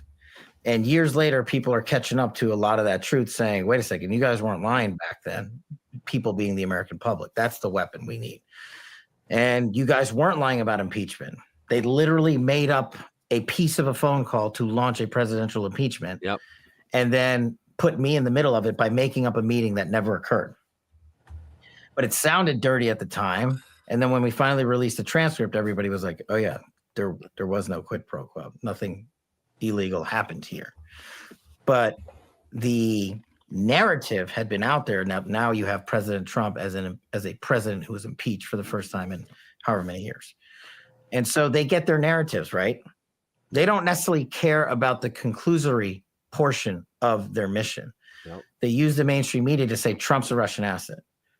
He's been impeached. Kash Patel is under DOJ surveillance for whatever investigation when he was never done. I've had more mainstream media hits on me than I can count. But they want the title narrative to carry the day. Hunter Biden's laptop is Russian disinformation. Yeah, can you believe this? They don't care about the actual truth. And so once you start stacking these together and you show the American public you were lied to, you based your vote at the polls on information that the government purposely withheld from you so that you would vote a particular way. Once you show enough Americans that, then I think you have the movement that you need behind the leadership that we have in Donald Trump, is my position, to take a wrecking ball to the deep state. How so? You go to DC and you remove all these positions, right? And you start enacting measures, not of retribution, but of legal consequence. Y'all acted I'm going one to talk way. about that. For instance, the people that signed the 51 Intel letter, right? Permanently suspend their security clearances forever. Every one of those guys lied. Every one of those guys got caught lying. You're talking about 2 former CIA directors, a former NSA director, and a former Secretary of Defense. All intentionally, to this day, continue to lie and won't take back their letter. Okay, you can stop making money from your security clearance. There's a start. Then you go in and you get the Eric Charmels of the world who've been publicly outed. Yep. He as was whistleblower, utilizing fake whistleblower. intel to inject a political narrative across mainstream America. And you remove these people from government. You have to go in there. And the same thing we're talking about the voting. It's the same thing here. You got to cleanse the scrolls. Government service is a service. We're not making you do it. And if you break the rules and regulations, you're out. So that's a big part of it, right? Then you bring in the new bench, the new team. Then you're going to have to keep fighting the media. And I think we're slowly, over the years, have started to win that fight. Because the more and more, this is one thing I learned when I started Russiagate, my name was outed for the first time, that the media is attacking you, the more you're over the target. Who is at the head of it? I don't think there's one person or one group. I think it's people who know they're going to benefit from each other if they sign up for the program, let's call it, right? And so, again, not a Republican or Democrat thing. In the glossary of this book, in alphabetical order, I think there's like 65 people I name by title and name, just to show people how expansive the deep state is. And so there is no like one chain of command they report to. Instead, what I believe they do is they bring in people that they can control. Oh, the Obamas still have heavy sway in that entire operation. And so do people that have been around for 10, 20, 30 years in Washington. I mean, I think it's already out there for them. I mean, how corrupt it is. I mean, that's why I think that's why podcasts are doing so well right now. And I mean, somebody just came in here in media and said that CNN's viewership is only about 50,000 at any particular point in time during the day. That's pretty bad. That's pretty bad. It's atrocious. And I'll give you an example from sort of the other end of the spectrum.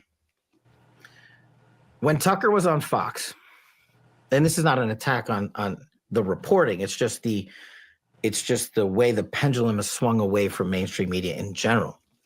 When Tucker was on Fox and he was at the peak of his show's viewership, he was still 1/3 less than Bill O'Reilly when Bill O'Reilly was on Fox in terms of viewership. You're not transmitting. So it already started, and it's, again, not because of the reporting. Can you hear me? Oh, they zapped. I think it's because they trick you down. Okay. Yeah, I turned it off. They got me. 5 minutes. Let me see. We got it. I don't know. Is it going to come back? We'll be back. Yeah. Policy violations, it said. Oh, boy. So they shut me down. I probably got a strike then. Stream unavail. They shut me down. Yeah, let me see if I got a strike. Oh, crap. Stream was interrupted. Copyright match your stream is interrupted. Streams are interrupted when copyright content is detected or is no longer being streamed. Streams are automatically re-enabled.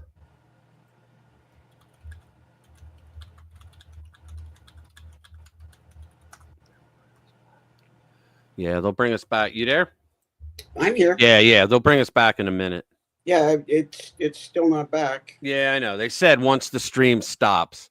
I got an email from them, but the email came 3 minutes ago. Yeah, so how long does it take to get them? Usually a few minutes. Jimmy, he goes on 2 minutes.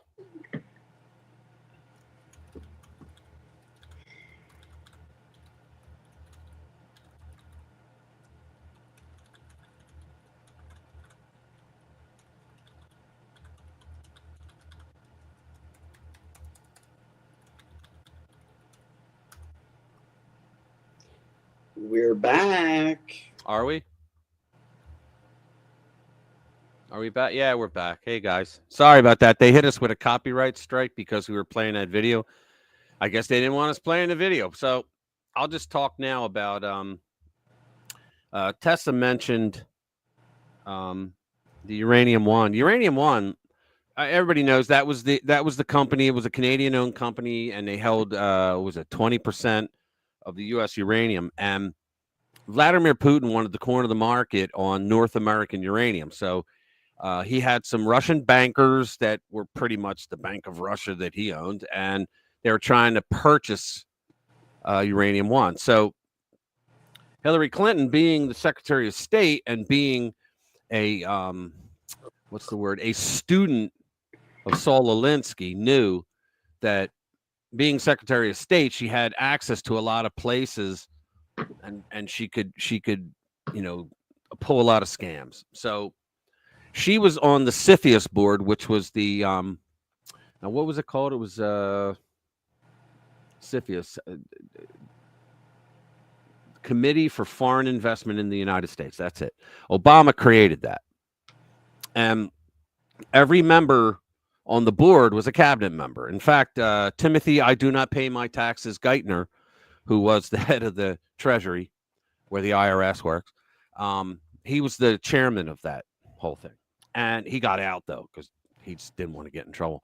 But anyway, so what happened was Hillary had to get it past the board for because in order to, all right, whenever a foreign country wanted to make a purchase of anything that had to do with the United States, they had to go through the CFIUS board. And so Hillary, what she did was she tried to convince every member of the board that it was good. You can go through it. But what was happening was there was an FBI investigation into the uranium one purchase going on, and they had a informant in with the Russians, with the Russian bankers and whatnot. And the informant was sending back intelligence like it was mad. They were like, yo, there's bribes and kickbacks going on. And so what happened was Bill Clinton wanted to go over and he wanted to travel to Russia and talk to the bankers, okay, and say, hey, we can do a quid pro quo here. My wife will get you guys, but you got to pay the piper, right? And Hillary's own State Department said no. They said, "What? You can't do that," because it would have been Logan Act, all that bullshit, right? So what does Bill Clinton do? Being Bill Clinton, he says, all right, fine, screw you. I'm just going to go to the horse's mouth. And he goes to Russia anyway, and he knocks on the door of Vladimir Putin's vacation dacha, his vacation home, right? And so he has an interpreter with him, who I think is the same interpreter that sat in on the meeting with Don Jr. in the Trump Tower when they tried to say that they were getting shit, Russian collusion, all that shit with the servers. But anyway, so he cuts a deal with Vlad. He says, look, I understand, that you want to, buy uranium one. My wife can make that happen, but you got to pay the piper. So magically, $145 million donation, wink, wink, nudge, nudge, went to the Clinton Foundation. All right. And then they had to figure out, well, why am I going to say I'm here? I can't say I'm talking to you. And so they said, all right, so you'll give a speech to an audience of Russians. After all, you're a former president. We'll pay you $500,000, which was twice his normal get. He usually got $250,000. All right, but they paid him $500,000, right? $500,000. So he stood there literally in front of a small audience of Russians who didn't speak English, had no idea what he was saying, but he did it. And that way, this is Democrats for that. That way, he justified why he was over there. So what happened is, this is where it gets interesting, guys. So what happened is, Bill Clinton does the deal. The money comes in. She goes and Hillary convinces them to vote for it. If she bought them off, I don't know. But here's the thing. One of the members of that was the Attorney General, Eric Holder. Eric Holder, being that he's also the FBI is under him, he knew that they had an investigation going and that they found bribes and kickbacks, presumably to Hillary Clinton. Okay. So he voted for it in the end. He voted to pass it, right? Now, here's the kicker. The informant came out during all this because it took a few months to finalize everything. And the informant came out and was like screaming like, yo, I told you guys that there's bribes and kickbacks. I gave you audio tapes. I gave you receipts. Like, what the fuck, right? And so here, it turns out that in the end, the director of the FBI put a gag order on his own informant. And they told him, we will bury you below Leavenworth, federal prison, if you say a word of this to anybody. Okay. Because they knew that Hillary was involved in bribes and kickbacks. And so who was that FBI director? Is none other than Robert Mueller. Now, who was the U.S. attorney out of Maryland who had oversight over that FBI investigation into Uranium One? None other than Rod Rosenstein, the same deputy attorney general under Trump who appointed Bob Mueller as the special prosecutor against Donald Trump. It's an incestuous cesspool. The word I was thinking of exactly. It's very incestuous. Incestuous cesspool of evil. But, and yet, Donald Trump is the one who colluded with Russia. Tesla was right.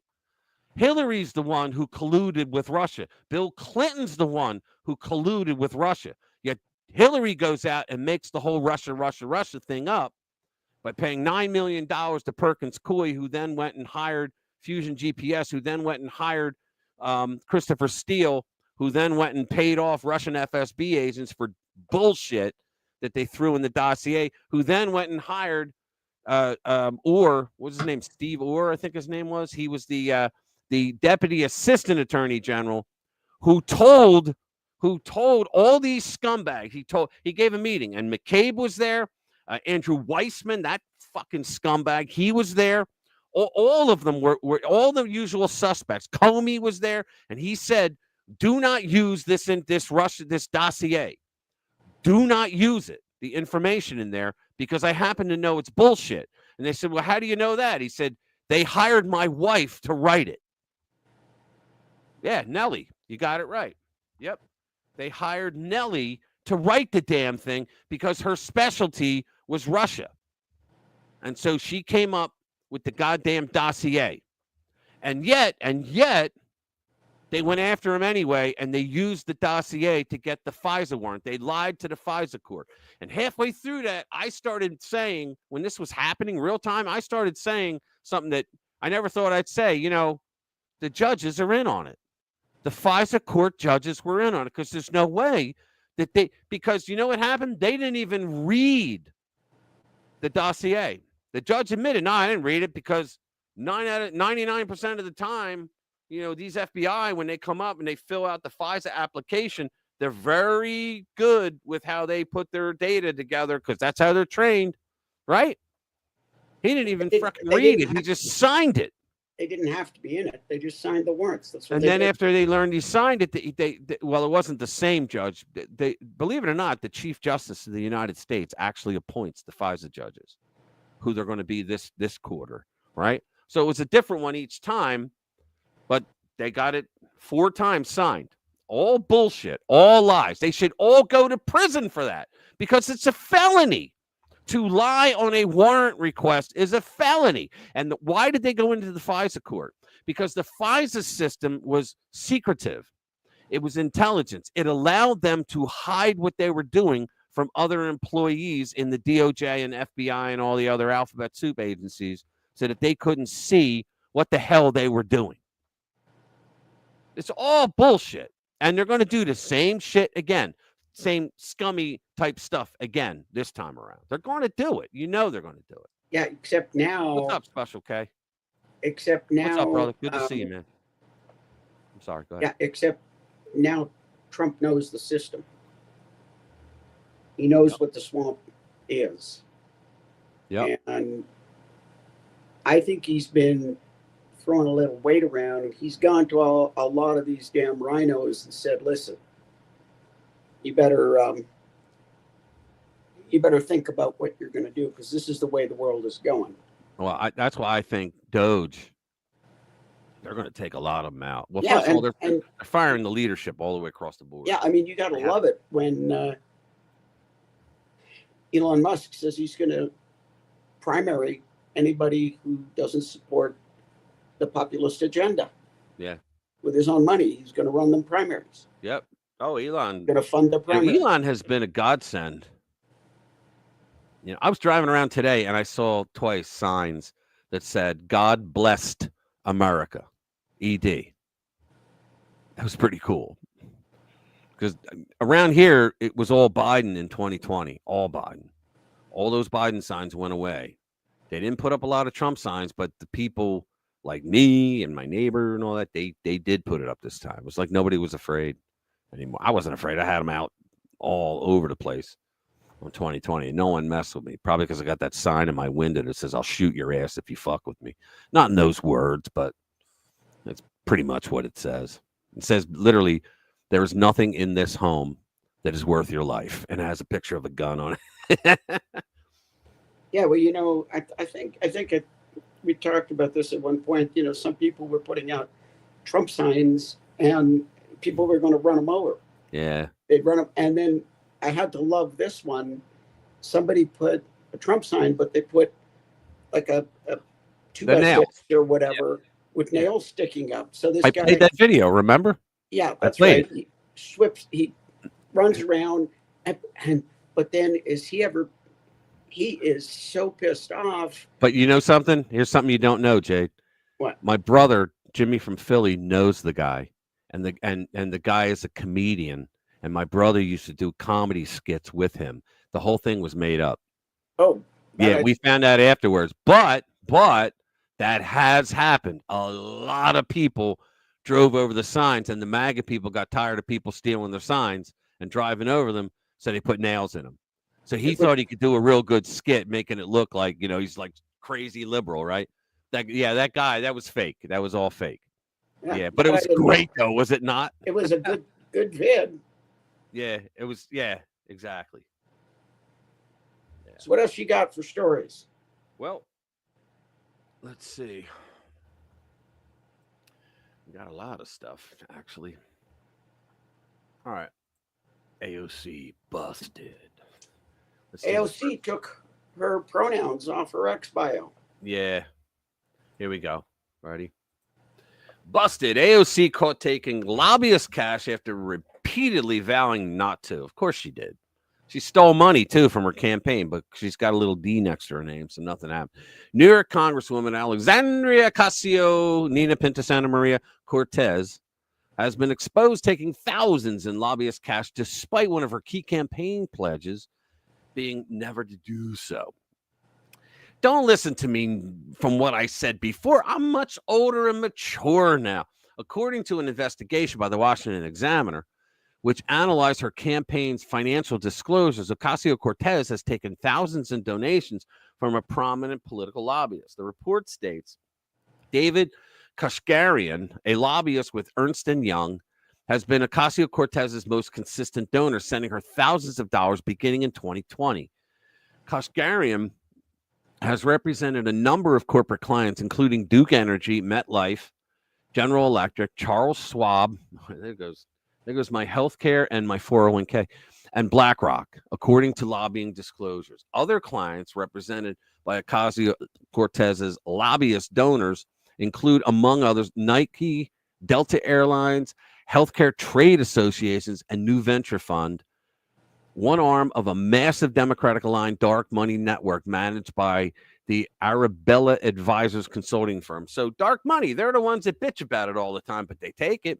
Such donations are deeply ironic, given that Ocasio-Cortez has made her supposed refusal to take lobbyist cash a centerpiece of her political platform. You mean she lied on a promise? On her X profile, which has nearly 13 million followers, she had more than that until they removed all the bots. She describes herself as people-funded and refusing to take lobbyist cash. The 35-year-old congresswoman is still licking her wounds after Donald Trump's stunning victory against Kamala Harris, a candidate she had enthusiastically endorsed. Speaking on a podcast back in June, Ocasio-Cortez expressed her fear that Trump would round up his political opponents and throw her in prison in the event of his return to the White House. These people think they are so much more important than they really are. I mean, he probably laughs at her. I don't need to read this anymore. He probably laughs at her and thinks, oh, my God, she thinks I want to go after. Oh, Jesus. Incredible, man. I mean, you don't know that she takes money. I mean, she went from being a bartender to a multimillionaire in like 2 or 3 years. Is she a multimillionaire? Oh, yeah. Oh, hold on. Let's see, AOC net worth. Yeah, well, she probably got in on the insider trading that they're allowed to do. Oh, it says she does not have a net worth. What? Oh, this is probably. Oh, this is years ago. Okay, let's see. No, Alexandria is not worth 29 million. Yeah, but you can't believe any of the fact checks. Yeah, somebody needs to fact check the fact checkers. We'll come back to that. I don't care about it. The most entertaining thing might be about to happen. Yeah, AOC. This is not the B. I love this site. It's not the Babel B. It's not the B. It's the same people, but they do serious stuff. The most entertaining thing might be about to happen. And as this would be instant job security for me, Alexandria Ocasio-Cortez could run for president in 2028. There you go. AOC is rumored to be considering a run for president in 2028. Can you imagine J.D. Vance up against her in a debate? Oh, my God. The Hill on Friday. When Democrats talk about the future of the party, the 35-year-old New York Congresswoman's name always bubbles to the top. That's what it is. It's bubbles in her head. Democrats have long been impressed with Ocasio-Cortez's ability to cut through the BS and tell it like it is. No, she tells it like it isn't. I don't think she's ever gotten anything right. There's so many clips on YouTube of her. Like, think about Homan. Tom Homan destroyed her. Remember that clip, Jade, where she tried to say, so you were the one responsible for separating children? He said, if I get arrested and I have a child with me, he goes, my child gets separated from me. What's the difference? I here? saw that. Yeah, and then she said, well, people applying for asylum are not doing anything. They didn't break any laws. He said, yeah, they did. They came across the border illegally. Well, then he quoted chapter and verse. He did. And he said, if you want to come in, you got to come in legally. And she was like, is that what it sounds like? She's somebody who can cut through the noise and doesn't talk like Washington. She's an asshole. Do you ever see her now? She puts on that, I call it the black preacher persona, where she stands there and it's so hilarious to see because she's a maroon. Democrats believe AOC would be a magnet for young voters. Yeah. We have to create that PAC, Jade. We have to. We could do a give, send, go, and everybody would know what it is. We got to create a PAC for her. Democrats believe AOC, would be a magnet for. I'm sorry. Go ahead. Yeah, for the primary. Oh, yeah, and could use her social media clout to win the White House. People laugh at her social media account. They just laugh at her. The Hill notes that AOC has been less active with Bernie Sanders and the Marxist squad lately and has backed more centrist figures. Yeah, centrist, my ass. She's also upped the performative theater. Yeah, she has. She really has. I remember that when she was in the White and she cried because all the kids that were never there on the other side of the fence. Oh, on the fence, and she's looking at a parking lot. Exactly.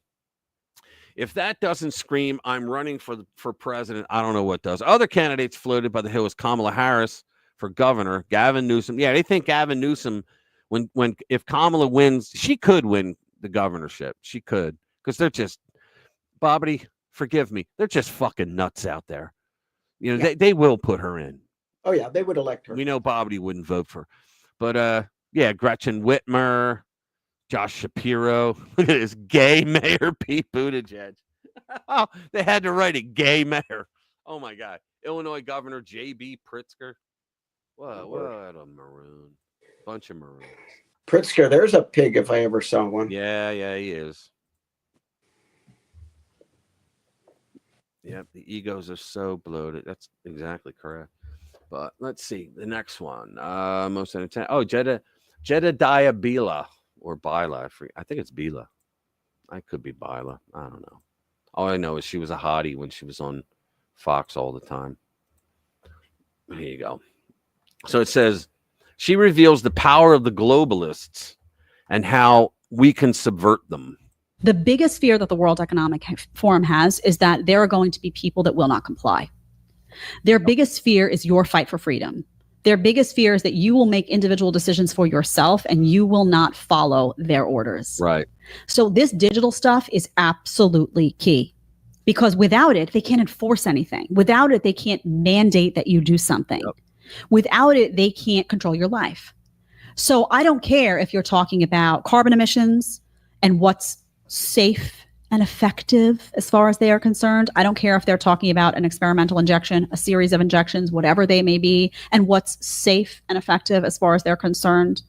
This is not about those individual things. This is about the desire to control you from the outside in. Yep. And if they have a digital process whereby they can restrict your movement, your behavior, and your decisions with the click of a button, you are done. Yep. And think about that, guys. The way that, do you know how the Marxists win?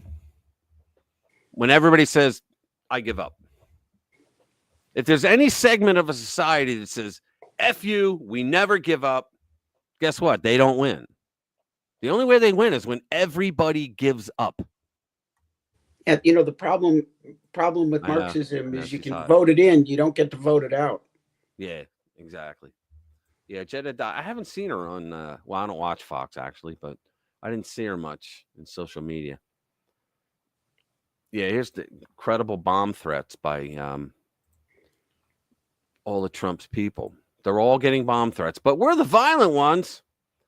Yeah, it says PJ Media, Trump cabinet picks are receiving credible bomb threats and being swatted. You get swatted, I think they should throw your ass in prison by the person that did it, and they can find out who did it.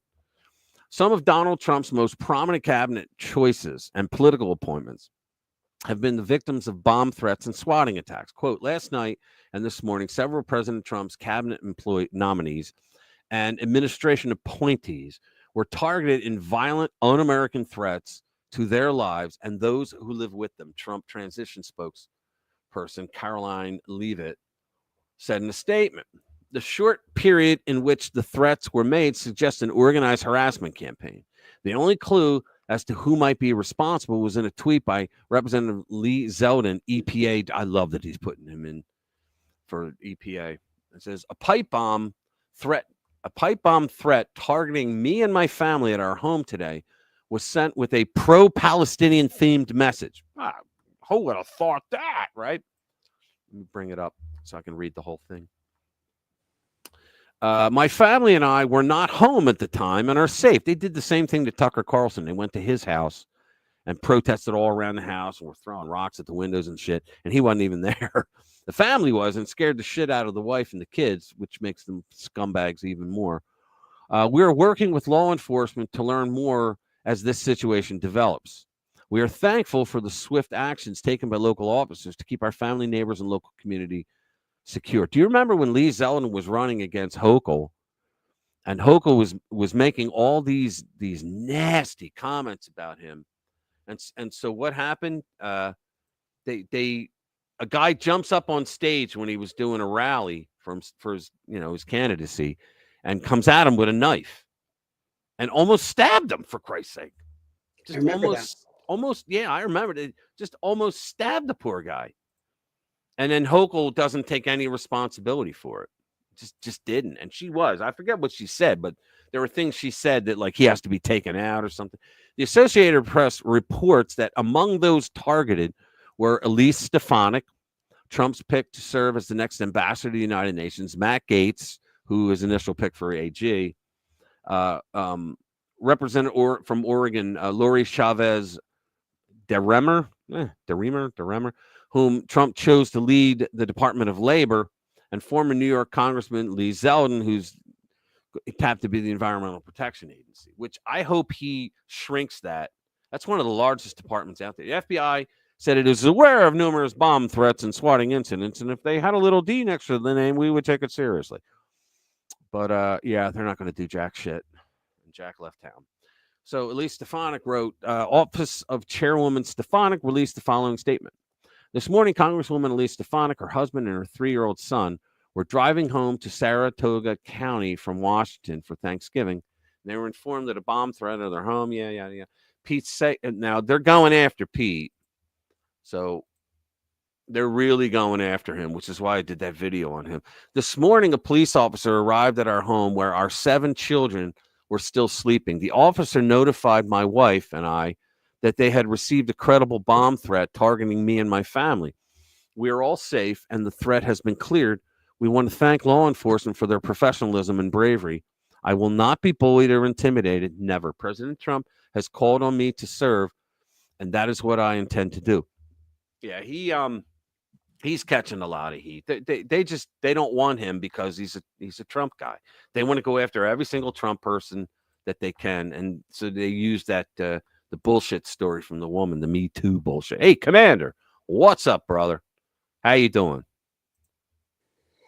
Yeah, but they can't stand it. They go after the You're right. heckler's veto. Yeah, Yeah. yeah, that's what they're doing. That's exactly what they're doing. And it's when you can't make a point, you just scream. Yeah, yeah, it's pretty much. Let's see, the biggest. Here we go. This is a good one too. It's RFK Jr. Let's go. Here we go. All right. Unreported truths. The biggest move Robert F. Kennedy Jr. can make in his new job to show vaccine fanatics that they are no longer in charge. The minute he's confirmed as HHS secretary, he needs to end the Centers for Disease Control's recommendation of COVID mRNA jabs for children and teens. YouTube, I am only reading the news. You got to say that on this platform, otherwise they come after you. Many advanced countries stopped offering the shot, the jab, if you will. You got to say like COVID. That's the way you say it, so the algorithm can't pick you up. To most you kids, have to say, "Poof." Yeah, COVID. To most kids and teenagers years ago, recognizing that COVID is barely a cold for healthy young people, and the jab can cause myocarditis and other serious health problems. And let us be clear. What you said earlier, Rich, you are reading a news article. I'm just on this little. And Jade is a medical doctor in real life. I So, am a licensed medical doctor, right, but I we am are not just talking about an. But I am not your doctor. Right. Neither I nor this program has any opinion. Nope. Or medical advice. I'm just a presenter regarding vaccines. I have my personal opinions, what I'll do to myself. Right. But that doesn't count. According, we understand the rules, and we are not just reading. We're just reading an article. We're just reading a report here. Right. And a surprising number of young people are still getting the shots. Checks in the mail. Are still getting the shots. In New York State, for example, 56,000 children and teenagers have received the jab so far in the fall of 2024. Can you believe that? If that means that the freaking schools are forcing them to do it, a figure that translates into more than 1 million nationally. Some are suffering badly. Reports of post-jab myocarditis and other severe side effects, including death, keep appearing in the federal advert the VAERS system, is what they're talking about, which they tried to underscore. Pfizer's own original clinical trial data show adolescents 12 to 15 who received the jab were 12 times as likely as those who received the placebo to suffer. Well, how would you not be? To suffer a fever between 100 and 104 degrees, and 5 times as likely to have severe fatigue.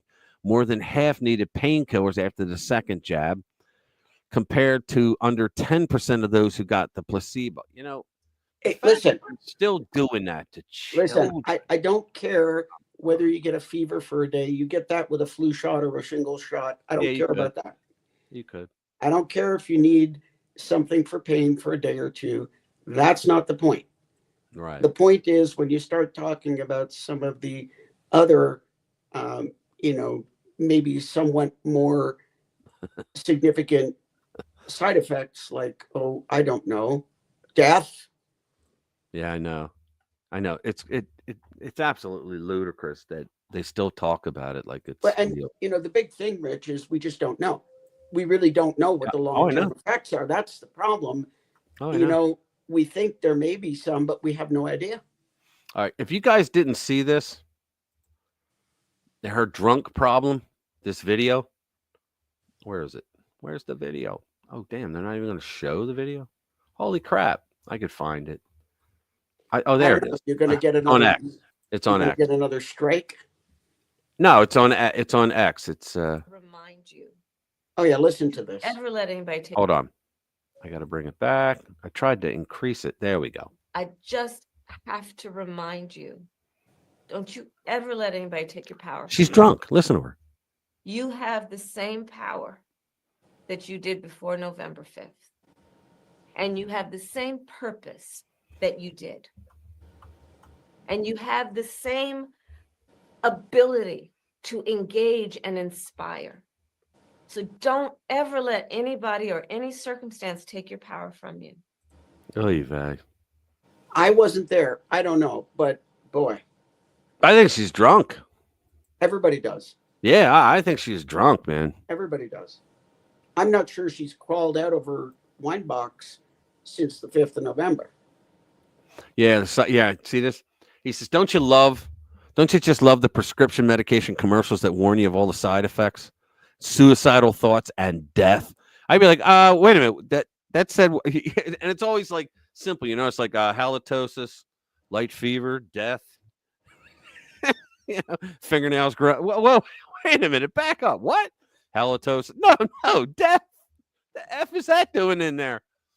Oh my God! I saw a meme. Clinton that started that shit. I saw a meme.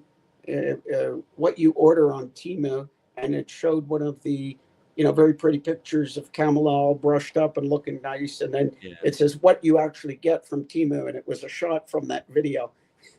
Yeah, you know about Temu, right? You know about it. Well, I mean, I know they're most people don't get their deliveries. What's that? It's so cheap, the stuff that you can buy. Yeah. There are just millions of people that do not get the product. They just don't get it. I think they usually get it, but you may as well not. It's broken a week later. Yeah. But there's millions of people that don't get the delivery, and so far they haven't had a lot of luck, like going after the company. Because are you really going to spend money on a lawyer for like a $10 product that was a piece of shit that was going to fall apart anyway? You're going to write an email. Yeah. And by the way, Temu cool. Tim when you buy something from Temu, you're also supporting an economy that engages in slave labor and forced organ donation from living volunteers, quote unquote, on the volunteers. Yeah. Unreal. Crazy. Let's see what the next one is. Yeah, this is good. The sheriffs are supporting Trump's deportation plan. The guys closer to the border, of course they are. So here it is, Breitbart. Local sheriffs back Trump's deportation plan. People are tired of this. They cut the word shit out because I would have said it. Local sheriffs expressed support for President-elect Donald Trump's plan to deport large numbers of illegal migrants from the United States, stating that people are tired of this. Let's go over this for a second, Jade. So the Biden administration brought between 18 to 20 million illegals into the country. It wasn't for votes, right? I mean, sure, you had some of them voted, but it was really for power because they lost congressional seats, and with each congressional seat, they lost an elector, which is big, right? And they're saying by the 2030 census, it's going to be even worse. It will be even worse for them. And the Republican states that all the people fled to, the freedom of red states, they're going to get them. Okay, so it's just bad for them. So they thought. Did you hear that? I can't remember where I heard this. Somebody came out and said the 2020 census was so bad that they're going to redo it this coming year. I'm sorry, say it again. They're redoing what? The census? The census was so badly done that they're thinking of redoing it early. Who? Trump is thinking of redoing it early? I can't even remember who said, but the actual census people came out and said, yeah, this is pretty bad. Wow. Yeah, I don't know. That well, I heard that there were problems that they see. All right. The census, the reason why is because that scumbag, I always say, Chief Justice Roberts allowed them to count illegals, all because of the argument, this stupid ass argument that, well, the founders never said they had to be citizens. So the founders who just created a country, and it all talks about citizens, they wouldn't want citizens only to be counted. Really? You think that? Morons. But, back then, Roberts was more interested in keeping the three branches of government in good communications than protecting the Constitution. So what happened was states get federal grants and locals get state grants based on population. And so if you can allow the illegals, I mean, California, holy shit, they got the most illegals, so they would be getting tons more money. But with this, they wanted with Biden, they wanted to bring in all the illegals so that they would go into all the different states. But then when it counted, pun intended, they would offer free, like what California's doing, free healthcare, free this, free that, so that they flood to California. And you think, why would they want them to come? Because it builds their numbers up and they get their congressional seats back. And they get, so think about this, all the trouble they went through, it cost them the election. The minorities got into it. The Black and Latino voters got into it because of all the other reasons why we are in the movement, right? But they were so pissed off that they put these thousands of illegals into their blue cities because they were sanctuary cities, and they had to use up all the resources.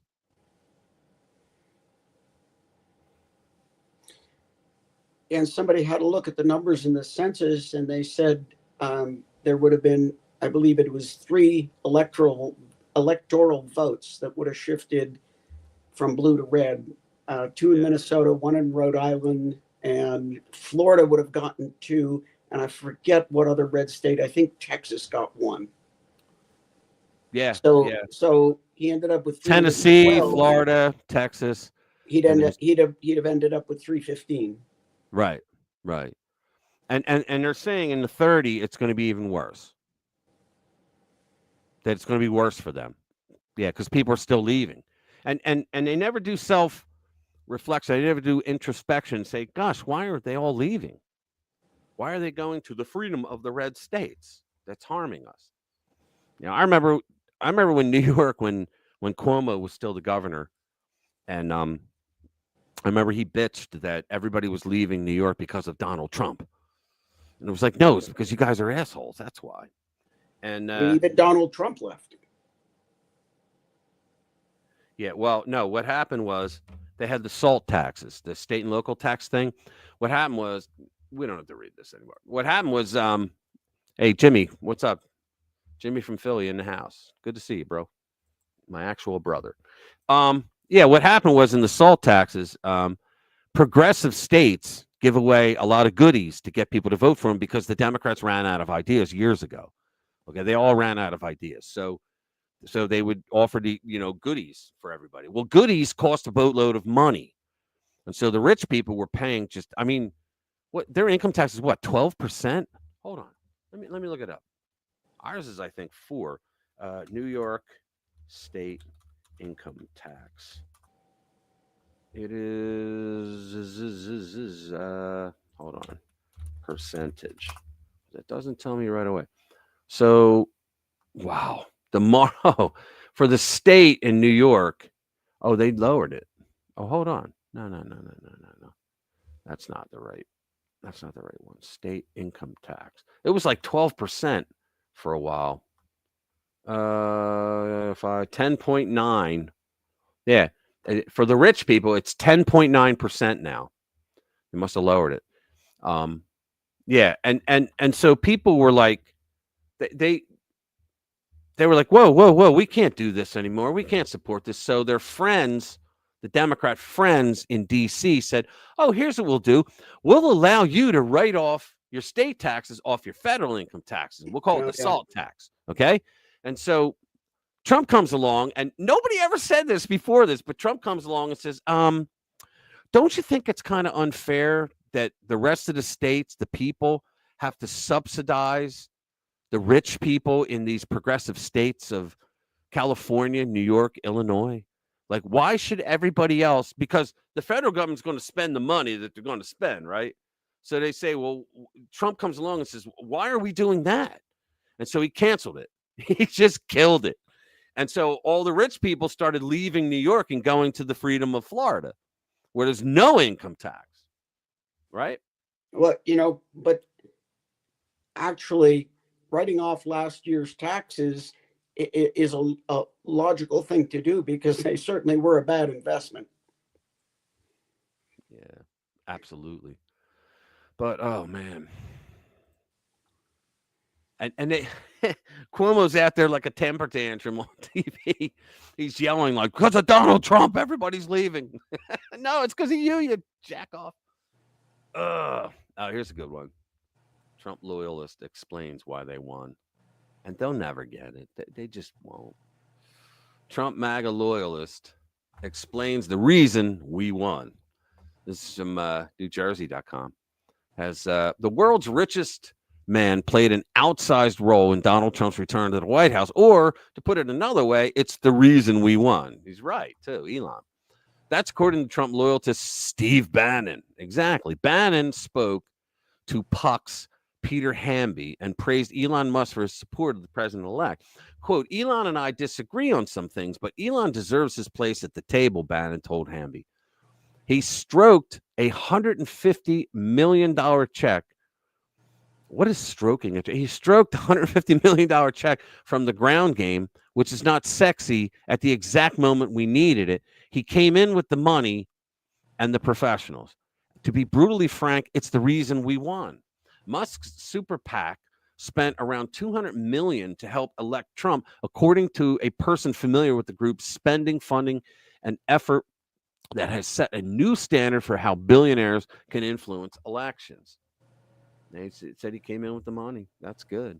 The billionaire Tesla and SpaceX CEO, they always mention those two, but he's got like 9 companies, provided the vast majority of the money to America PAC, which focused, I'm still waiting for that $100 check from him, which focused on low propensity and first-time voters, according to the person who was not authorized to disclose the figure publicly and spoke on condition of anonymity, which means he doesn't exist. I always say that. America's PAC work was aided by a March ruling from the Federal Election Commission that paved the way for super PACs to coordinate their canvassing efforts with campaigns, allowing the Trump campaign to rely on the near unlimited money of the nation's most high-profile billionaire to boost turnout in deep red parts of the country. I really do think, I was suspicious of him when I first heard him and all that. Then I bought one of the biographies on him, and I read it.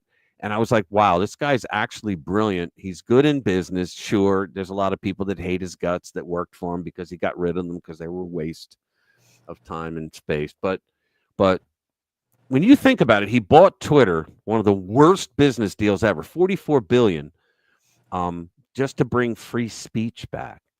He didn't gain anything from that, right? He didn't have to do that, but he did it because he knows what I'm trying to say is he's a foreigner who came here, became a citizen, and he loves this country because he knows that censorship is the death of any republic. It just is. And so he bought the town square, and he said it right. I mean, when he came out with community notes, I was like, this guy really does give a shit about the truth. So think about it. He did all kinds of things to help Trump because he believes, like the rest of us here do, that Trump will fix all the bullshit that the libnuts did. And I think this time Trump wants to make it as permanent as he possibly can, like make it difficult, because he's going to do things. They're going to try to restructure. Now the deep state's going to be hard to get rid of, but they're working on it, and they're going to do it. And Vivek and Elon are going to do it in a way that's like the economics of it. Right? Like when he walked in with that kitchen sink and he got rid of 70% of the Twitter, and we're like, oh my God, he can't run the companies. No, it's actually running quite fine. You didn't need that many people. Well, guess what? You don't need 82% of a huge workforce working from home. You don't need that. You really don't. So I think he's right. Bannon's right that I think the poor people at Twitter had to give up their wine bar. I know. Did you ever see that? It was like a video that went around. They were bragging about all the perks that they had at Twitter. And it's like, no wonder you're not making money.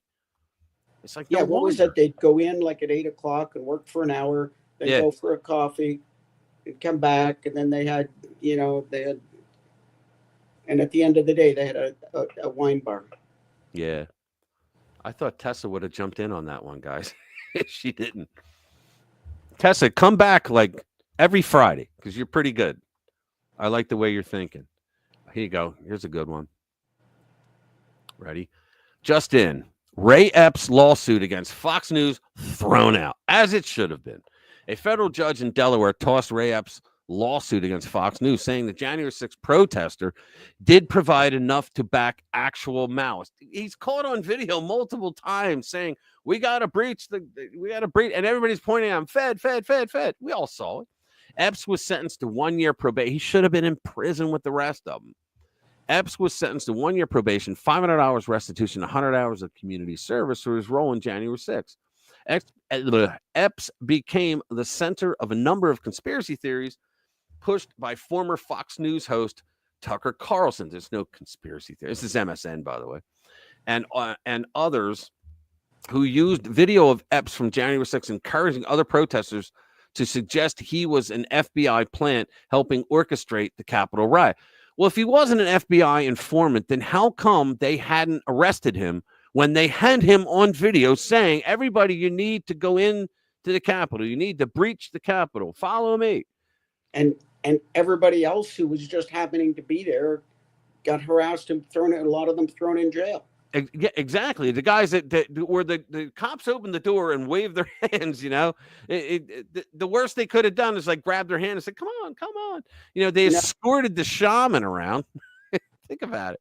And yet he's saying, go in. We got to go in. And they gave him a slap on the wrist in the end. Of course he was with the FBI. Of course he's in on it. And we know now there were at least, we know of, there were 19 FBI people inside the crowd acting like Trump supporters. Of course there were instigators. But they used to say, what's the difference between a conspiracy and the truth? 12 months? Well, I think that's about 3 months now. Yeah.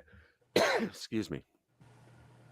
Go look at the CIA coups a country. Yeah, how the CIA coups a country, and then look at January 6th. Yeah, it was color revolutions too. We were couped by our own government. That's exactly true. That's exactly correct. So Fox News, let's see. Epps I can't speak tonight. Epps' lawsuit was tossed out by Judge Jennifer L. Hall. Fox News said they were pleased, I'm sure they were, with the dismissal, especially after the Dominion lawsuit. Right? $2 billion, something like that. Fox News said they were pleased with the dismissal and mentioned other recent dismissals for lawsuits from former Hunter Biden associate Tony Bobulinski and former disinformation czar Nina Jankowicz. Remember her? Following the dismissals of Jankowicz, Bobulinski, and now Epps cases, Fox News is pleased with these back-to-back decisions from federal courts preserving the press freedoms of the First Amendment. Of course they are. Epps filed his lawsuit. Can you have the balls to file a lawsuit? Epps filed his lawsuit against Fox News last year, claiming the network had pushed conspiracy theories with him at the center. There's no conspiracy. You said what you said. His lawyers claim the network made him a scapegoat for January 6th and promoted the lie that Epps was a federal agent who incited the attack on the Capitol. He didn't say he was a federal agent. He said he was a federal informant. That's a different asset. That's a different animal altogether. Exactly. Epps' legal team claimed he faced death threats. Well, who hasn't in this whole saga, including shell casings being left on his property? Oh, no. Yeah, well, you shouldn't have told people to go breach the Capitol for the feds. That's all I can say. Yeah, you received no jail. We got you on video. What do you want? I know. They got his ass on video. By silencing the people, can have freedom of speech. Yeah. Well, they keep saying that Trump is the fascist. He's the fascist, right? What are the two top characteristics of fascism? One is silencing the opposition, and the other one is using private corporations to do the dirty work that the government can't do because of the law. Joe Biden did exactly those things when he had private social media companies censor free speech that he didn't like. That's a fascist. Sorry. That's the definition of fascism. It doesn't get any stronger than that. Here we go. Mark Zuckerberg. The Zuck, if you will. Is he still around? He really zucks. Yeah, here you go. So he has his own agenda, Blaze. All right, look at the picture. He has his own agenda. Mark Zuckerberg dines with Trump Does he want to make America great again? I'm wondering if that was like a back-to-back with Joe Scarborough and Mika Brzezinski. If he had lunch with them, then he had dinner with Zuck. Zuckerberg was spotted with President-elect Donald Trump at Mar-a-Lago in Florida. Meta CEO and Facebook founder Mark Zuckerberg, the guy who stole the code, Mark Zuckerberg reportedly had dinner with President-elect Donald Trump at his Florida golf club on the day before Thanksgiving, Wednesday. Zuckerberg was first spotted on the property around 5:30 p.m. Eastern time before reports were confirmed later in the evening. A Meta spokesperson told CBS News that Zuckerberg was grateful for the invitation to join President Trump for dinner and the opportunity to meet with members of his team about the incoming administration. Now, Zuck did say before the election, I'm out of politics. So what's he doing at Mar-a-Lago? He said, I'm out of politics. I'm not doing that anymore. But then he meets with him. Stephen Miller, who I love, Trump's former advisor and now deputy chief of staff, said that while Zuckerberg has his own interests, he assured the Trump team that he's hoping to help revive the country. Yeah, then stop fucking censoring me. He censors my stories every single day by like 98%. It's unbelievable. Quote, Mark, obviously, he has his own interest and he has his own company and he has his own agenda, Miller said in an interview, according to the Associated Press. But he's made clear that he wants to support the national renewal of America under Trump's leadership. Well, there's something. The relationship between Trump and Zuckerberg has been a contentious one. Well, yeah, with Trump being kicked off Facebook after January 6th, with the social media platform claiming that his posts had potentially encouraged violence. You know how many posts I get against me potentially encouraging violence? Trump's account, no one else was kicked off. Trump's account was then restored in 2023, but with reported guardrails. The president of the United States, former president. All right. Any restrictions were allegedly lifted in July before Trump's 2024 election victory, potentially allowing Trump. Yeah, he didn't want Trump to be pissed at him when he won, allowing Trump to reach his combined 65 million followers across Facebook and Instagram owned by Meta. The same month, Trump posted a warning on Truth Social that he considered sending those committing election fraud to prison, directly referencing Zuckerberg. Now we know. Quote, if I'm elected, we will pursue election fraudsters at levels never seen before, and they will be sent to prison for long periods of time. We already know who you are. Don't do it. Zuckerbucks, be careful. I love it. Do you remember back when they started that account up and Trump got more people signing up in a 24-hour period. I forget how many signed up, but it was like you'd never seen that. It was like one every 2 seconds or something for 24 hours. Yeah. Yeah, I saw that. Unbelievable. Yeah, well, he's still Christ, I used to make a lot of money by the Facebook model. You write your articles, you post on your Facebook group, and your people go in and you get the AdSense ads, right? That's how you make money. I used to pull really good money and each month. And it turns out that I started getting censored more and more. And I'm like, what the hell is this? I don't get like hit with, strikes or suspensions and stuff. They just cut my feed. And it's cut by like 98%. And people write to me and go, I can't see your stuff.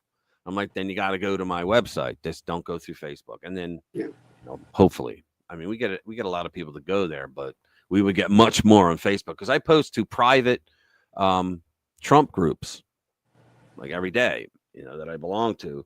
A lot of them come in, but on my feed, my RPW media feed, nah.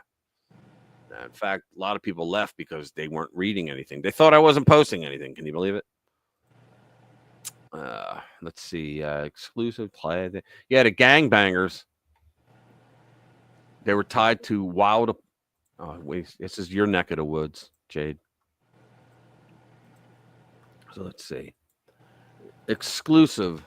Tlen de Aragua. Gangbangers tied to wild Colorado apartment takeover, arrested in major New York City drug and gun bust, sources say. A pair of I can't. Tren de Aragua. Okay, is it Tren or Tren? I don't know. Gangbangers tied to a wild Aurora, Colorado apartment invasion were arrested in a major New York City drug trafficking and credit card scam bust Wednesday. Yeah, the illegals, they don't commit crimes. That also netted an arsenal of deadly assault rifles. Great, the Post learned. New York Post is one of the premier sites out there, as a matter of fact, for conservatism. Then I always get these names. Meneses, 23, and Edison Pena Angulo, 25, were picked up during, welcome to America, were picked up during an early morning raid in the Bronx by a gang task force led by NYPD and U.S. Homeland Security investigation, according to law enforcement sources. May I pause here and say, guys, if you haven't already hit the like button, please do so, because it helps us with the algorithm to get our message out to more people. Thank you. In total, 15 suspected members of the Venezuelan migrant gang were nabbed following a months-long investigation into narcotics trafficking and gang violence, the sources said. There's two de hombres right there. Enough already with these guys, one law enforcement source told the Post. TDA's time is up. Okay. Meneses and Angulo were allegedly part of a gun-toting group of bandits who stormed an Aurora apartment, we all saw that, in August in a viral caught-on-camera burglary that made national headlines. Now, I had heard, you know any more of this since you're in that state, Jade, that I had heard that they went there because they owed money for drugs or something. Like they were. I don't know. They seem to be suppressing a lot of the information. Yeah. The governor and the mayor, and then one of the councilmen or councilwoman, she tried to talk out about it, and the governor's giving her crap because he's, how can you, how can you put down your own city like that, This is awesome. And yeah, and the mayor's saying, "Oh, it's not a problem." Yeah, I heard that too. Yeah, I heard the mayor say that. Yeah, and then Martha, what's her name? She's talking to JD. Yeah, Martha Raddatz, I think it is. And she I says, remember that too. "Oh well, it's just a handful." It's just a handful. Remember what he said? What did he say to her? He said, "Martha, listen to yourself." Yeah, he said, "Do you ever listen to yourself?" In the United States. Yeah. Yeah, he's like, in the United States, just a handful? Oh, man, you got to love that. Wow, we read that. Let's go to another one. Let's see. What do we got here? So it gets ready. This is great. You heard about the Mexican, the president of Mexico now. She's a real pistol, right? She's going to lose, but she's arguing with Trump because Trump said, look, until you stop the drugs coming in and the illegals, I'm going to charge a 20% tariff on all your goods. And she goes, I'll do a 30% on yours. And I'm sitting here going, and you're going to lose. Yep.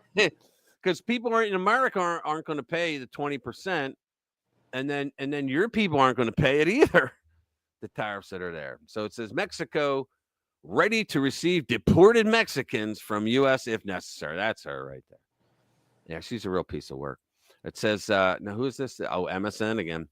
So it's going to have a bent.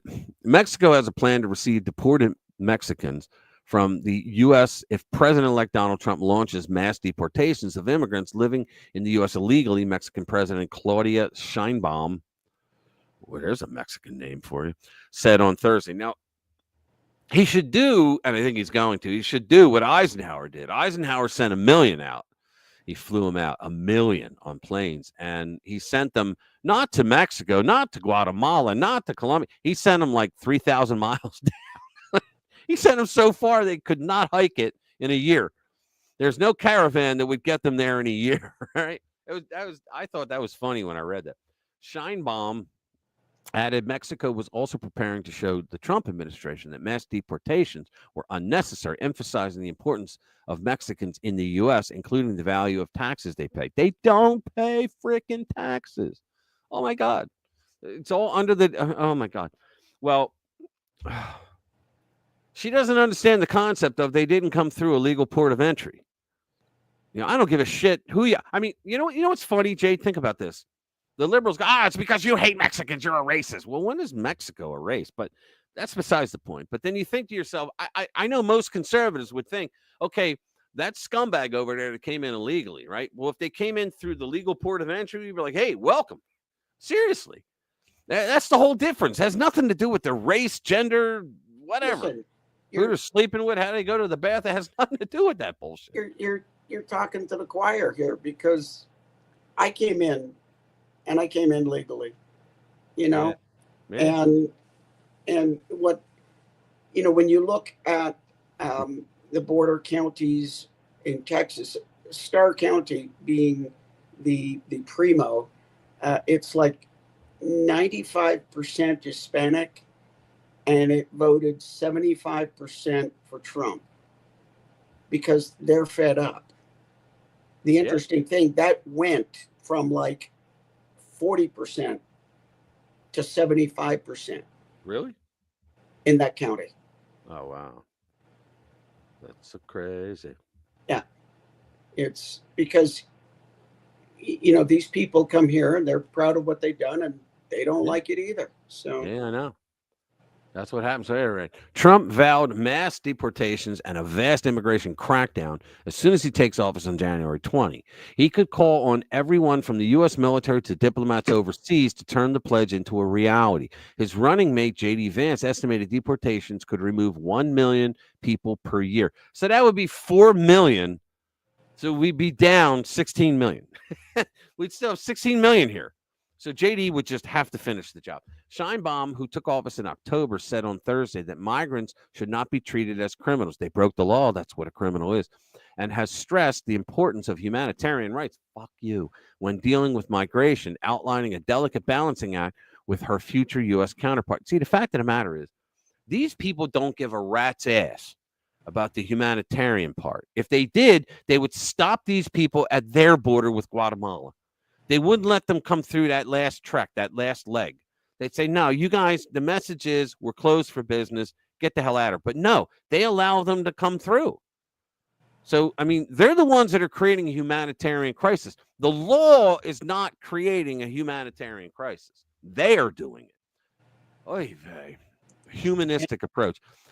Go ahead. And not to forget about the fact that there's something like 325,000 minors that we know came in and don't know where they are or what's happened to them. Gone. They bitched that there was like, what was it, 12,000 that were missing under Trump? And Trump actually did things to try to find them, right? They were like, how do you miss? And what they don't realize, they realize it, and they, as my brother would say, Jimmy from Philly, they realize that they don't care. But what I think it is, what happened is a large majority of the children are sent by their parents by themselves. We're talking like anywhere from 5 to 13 years old by themselves. And a lot of them, they give their daughters birth control because they know they're going to be raped on the way up by the coyotes, right? They're going to be raped by these a-holes, the cartel coyotes. And so when they get here, adults grab them and go, you're my daughter. Say nothing. I'll kill you. Right. And so, oh, yeah. Hi, daddy. You know, and then they get in because they take people with kids first because, you know, we're a civilized country and we want the kids to be okay. Right. And then we separate them, which I agree with. But and so when those kids, when the parents go, like they separate them. Right. And then the parents go through their hearing and they go, OK, we're going to allow you in here. All right. And your hearing is in 2035. You heard about that too, right? Their hearings are like way in like 10 years out. And then the kid, they go, you want to get your kid? Oh yeah, I'll get him. Then he just takes off because they don't know the kid. You know, so 300,000 of them. Well, when you have 18 to 20 million people coming in, 300,000 is a low number. Let's say it costs how much to send with coyotes? And you know, that's another thing. It's like $3,000. So you got to think, how the hell do these people get $3,000? So what they do is a lot of them go into trafficking because that's how they're paying off the debt. They become trafficked and possibly raped. Yeah, murdered. Yeah. Guys, PDB, I think is, or PBD, I forget. The Iranian guy, he was born in Iran and he lived there 10 years and now he's here and he's got a big channel. He did... A very good friend of mine who's probably watching sent me a link to a video that he did where he interviewed a woman that was a survivor of the sex trafficking. I'll put the link down below for afterwards that you guys can watch it, but it's nearly 2 hours and it will blow your effing mind, the things that this woman went through. And I'll tell you this much. She confirmed that she was sold to the Rothschilds by her mother, who she feels was a psychopath, at the age of 9. And she was groomed by her words, pedophile David Rockefeller. He took her to groom her. And at first it was to get her to learn, because she was going to be in billionaires' homes, because all these freaks are billionaires on the left, right? And she had to learn how to behave inside a billionaire's home around that atmosphere, how to eat properly, how to remain silent and unseen, right? And then she got into the whole sex thing and how they abused her and whatnot. I'm sure they waited till she was 18. There was, yeah, sure. And there were, I think it was 5 to 11, I believe I remember. It was like 5 to 11 years old. And she was all over the world. I mean, traveled everywhere. Hey, I got to travel, right? But yeah, and she had said that before she was trained on how to be a sex object, right? That she was treated like dirt, like absolute filth by everybody except the help inside the mansions that she was living in. They treated her very nicely. Probably they had to know who she was and why she was there, because they've been there a long time and they know what was going on, and they were sworn to, probably signed NDAs or whatever, sworn to secrecy, I'll kill you if you talk, that kind of shit. But man, it is worth every minute to watch, and it's sad. And no kids, don't have kids around, because there's like some stuff in there that you don't want to hear kids to hear. But man, oh my God, this thing, it blew my mind, and I watched it all the way through yesterday, and I was like, holy man. And you could see that the host, he was getting physically angry. You could see it, like I would too. He was getting physically angry, because what pisses me off is that when that movie came out, The Sound of Freedom, the press, all of the press, they acted like it was bullshit. This doesn't happen. Well, the United States is like the #1 sex trafficking slavery in the world. And people go, bullshit. No, it's because we have more money than anyone else. And that's why. We're the richest country in the world. And that's why, as far as being an industrialized country. I'm not talking about Joe Biden is the biggest facilitator and sponsor of child sex trafficking ever. Yeah, 300,000 kids, all in sex trafficking. I heard 325 was the latest. Yeah. That they don't even know where they are. They have no idea where they are.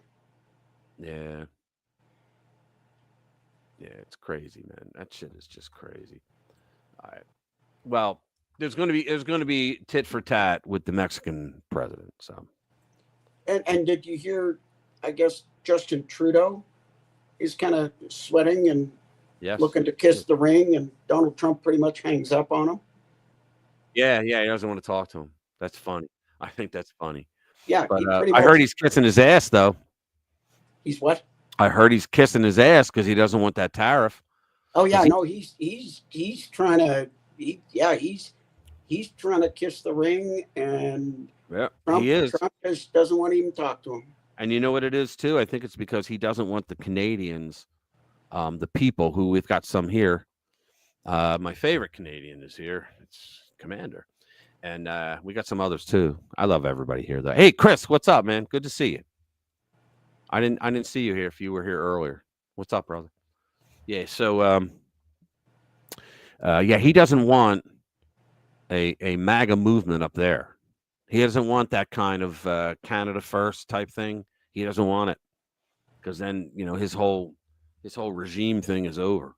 Yeah, and it looks like it's happening. There was actually you can't stop it in Montreal just recently, an anti-immigration riot. Yep. And you don't see that in Canada. We don't riot in Canada. You know what it is? It's the beach ball effect. I always talk about this. You take a beach ball and you try to push it underwater.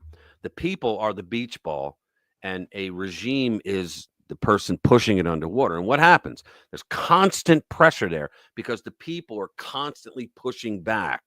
And after a while, the energy of the person, of the government trying to push down, it just has to give up. It runs out of energy, but the ball never stops. It keeps wanting to come up, and eventually it breaks free. Now, for the Soviets, it took, 82 years or something like that? Because they were actually killing people. And we know Trump doesn't like Justin Castro. Yeah. I you know what, Commander? I do believe that he's Castro's son, Fidel's, because his mother had an affair with Castro when she was down there. Let's see. But little Castro, I mean Trudeau. Yeah, she gets it. Yeah, I mean, we don't know. Exactly. We don't know. I don't think that he looks a lot like his dad. We do know that. But he does. If you see the younger photos of Fidel and you look at him, you're like, holy crap. No, I'm talking about Pierre. Who? Pierre Elliott Trudeau. Oh, I'm sorry. Yeah, he doesn't, really look a lot like his father, Pierre Elliott Trudeau, but it's hard to tell because Fidel always had that big beard. It's hard to see. What we do know is that Pierre and what's his name? What's her name? His wife, I can't remember. They were real hippies. They were peace, love, double groovy type, and they far out, hip and groovy, verging on. Yeah, they were carousing and yeah, they were right at the tip of that. They thought that was great. So it is very possible that she got it on with Fidel Castro. I mean, I've heard, well, back in the day, you'd read in the tabloids that she partied with the Rolling Stones, and those boys are not angels, Here's one. Ready? I'm so happy about this one. My state, man. Democrats in Pennsylvania, this is MSN again, but it's the Associated Press. Democrats in Pennsylvania had a horrible 2024 election. They say it's still a swing state. It's not. Wait till you read this. Harrisburg. All right. The drubbing Democrats took in Pennsylvania in this year's election has prompted predictable vows to rebound, but it has also sowed doubts about whether Pennsylvania might be leaving the ranks up for grabs, swing states, for a right-leaning existence more like Ohio's. Ohio's a solid red state. The Democrats stopped putting money there. And that's what I pray for our state. So the introspection of vote over voters' rejection of Democrats comes amid growing speculation about Pennsylvania Governor Josh Shapiro as a contender for the party's 2028 presidential nominee. Please. Widely expected to seek re-election in 2026 midterms, Shapiro was considered a rising star in the party even before he garnered heavy national attention for making Vice President Kamala Harris's short list of candidates for running mates. I still say she put him on there for the Jewish vote, and she did not select him because he's a Jew. Some Pennsylvania Democrats say 2024's losses are at least in part attributable to voters motivated specifically by President Donald Trump. Many of those voters won't show up if Trump isn't on the ballot, the theory goes. Bullshit. Leaving Pennsylvania's status at the ultimate swing state intact. Bullshit, because you got J.D. Vance that's going to push America first. And like Obama, if you think Trump's going away after 2028, think about it. He's going to be the kingmaker forever. I don't think it's an indicator for Pennsylvania, said Jamie Parapato, executive director of Turn PA Blue. It already was Blue, which helps organize and train campaign volunteers. Here's how you burn a Republican ballot. Here's how you Xerox the same one over and over again. That's how they train them. I'll believe it when these people come out and vote in any elections, but for the presidency. Pennsylvania's status as the nation's premier battleground state in 2024 was unmistakable. Political campaigns dropped more money on campaign ads than in any other state, according to data from ad tracking in Ad Impact. There's the venerable Fetterman, which we did not vote into office, trust me. Plenty of that money was spent by Democrats, but their defeat was across the board. Democrats in Pennsylvania lost its 19 presidential electoral votes, a U.S. Senate seat, 3 other statewide races, 2 congressional seats, and what was once a measuring advantage in voter registration. God bless Scott Prescott for what he did. He flipped 5 counties red. God bless him. I met him, took pictures with him. I love the guy. You said Prescott. Pressler, I think. Oh, Pressler. I'm sorry. Yeah, Pressler. Did I say Prescott? Oh, crap. All right. Yeah, Scott Pressler.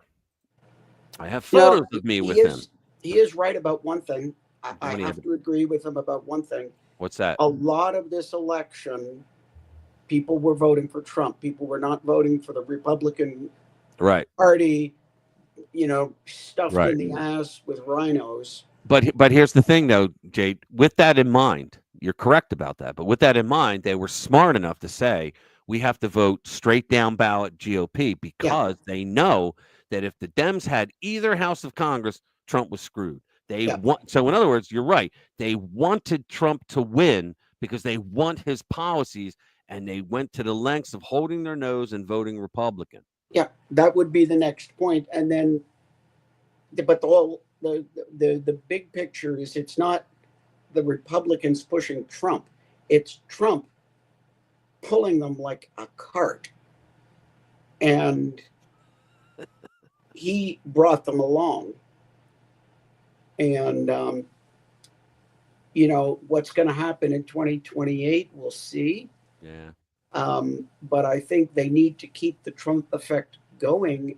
And I think we're going to see a lot of these rhinos start to drop off. I sincerely hope so, because they're the first one, Democrats. The first one I want to see is that asshole out of Kentucky. He's got to go. That stupid. Who, McConnell? Yeah. Yeah. Well, he's going to be gone soon because he's having those brain farts a little too more frequently. Yeah, well, he said he's stepping down from the leadership, so he's not going to be. But then they put Thune in. The rhinos. I think Trump may have something going with Thune. I think he may have tuned him up. He could have. Well, you know what it is. Trump has such clout now, political clout, that he can afford to spend some of it by saying to the rhinos, "Hey guys, I will speak out against you if you don't go along with the program." And then the left will say, "Oh, you can't do that." But what the hell did they do? I mean, everybody. That's what they've been doing for 100 years. Every Democrat has been a rubber stamp for Chuck U. Schumer. Yeah. Yeah. I mean, if you need proof of that, talk to Tulsi Gabbard. Yeah. Well, you know what, Tessa. The fact is that term limits are on the table because Trump really wants to push for that. Term limits. But if you talk to Tulsi Gabbard, I remember when she left the party, her voting record was not so great, and she was saying that she had to vote that way, or because Pelosi ran it like a dictator. She said, and she said she would have lost support from and she said the reason that she got out of the Democrat Party was because they just stretched her so far and pulled her along. Yep. She said, I couldn't do it anymore. I just couldn't vote that way anymore. Yeah. Hang on, where is it? I just saw it. This one I want to do for our Canadian friends. Where is it? Yeah, here it is. Ready? I think we're running out of time. The stop. Oh wow, I didn't realize it was that late. Let me do this one and then we'll call stop watching. My ass is saying it's what? The stopwatch. My ass timer in this chair. Oh, okay. I thought you said stop watching my ass. I'm like, well, you were facing forward. Democratic lawmaker proposes northern states join Canada because she can't handle a Trump win. She's going to harm all those poor people because she can't handle. Talk of secession is alive and well within the Democratic Party. This time it would be a northern break. Following in the footsteps of 19th century Democratic secessionists, New York State Senator Liz Krueger, the Democrat, has raised the possibility of blue states breaking away from the Union for ideological reasons. Moron.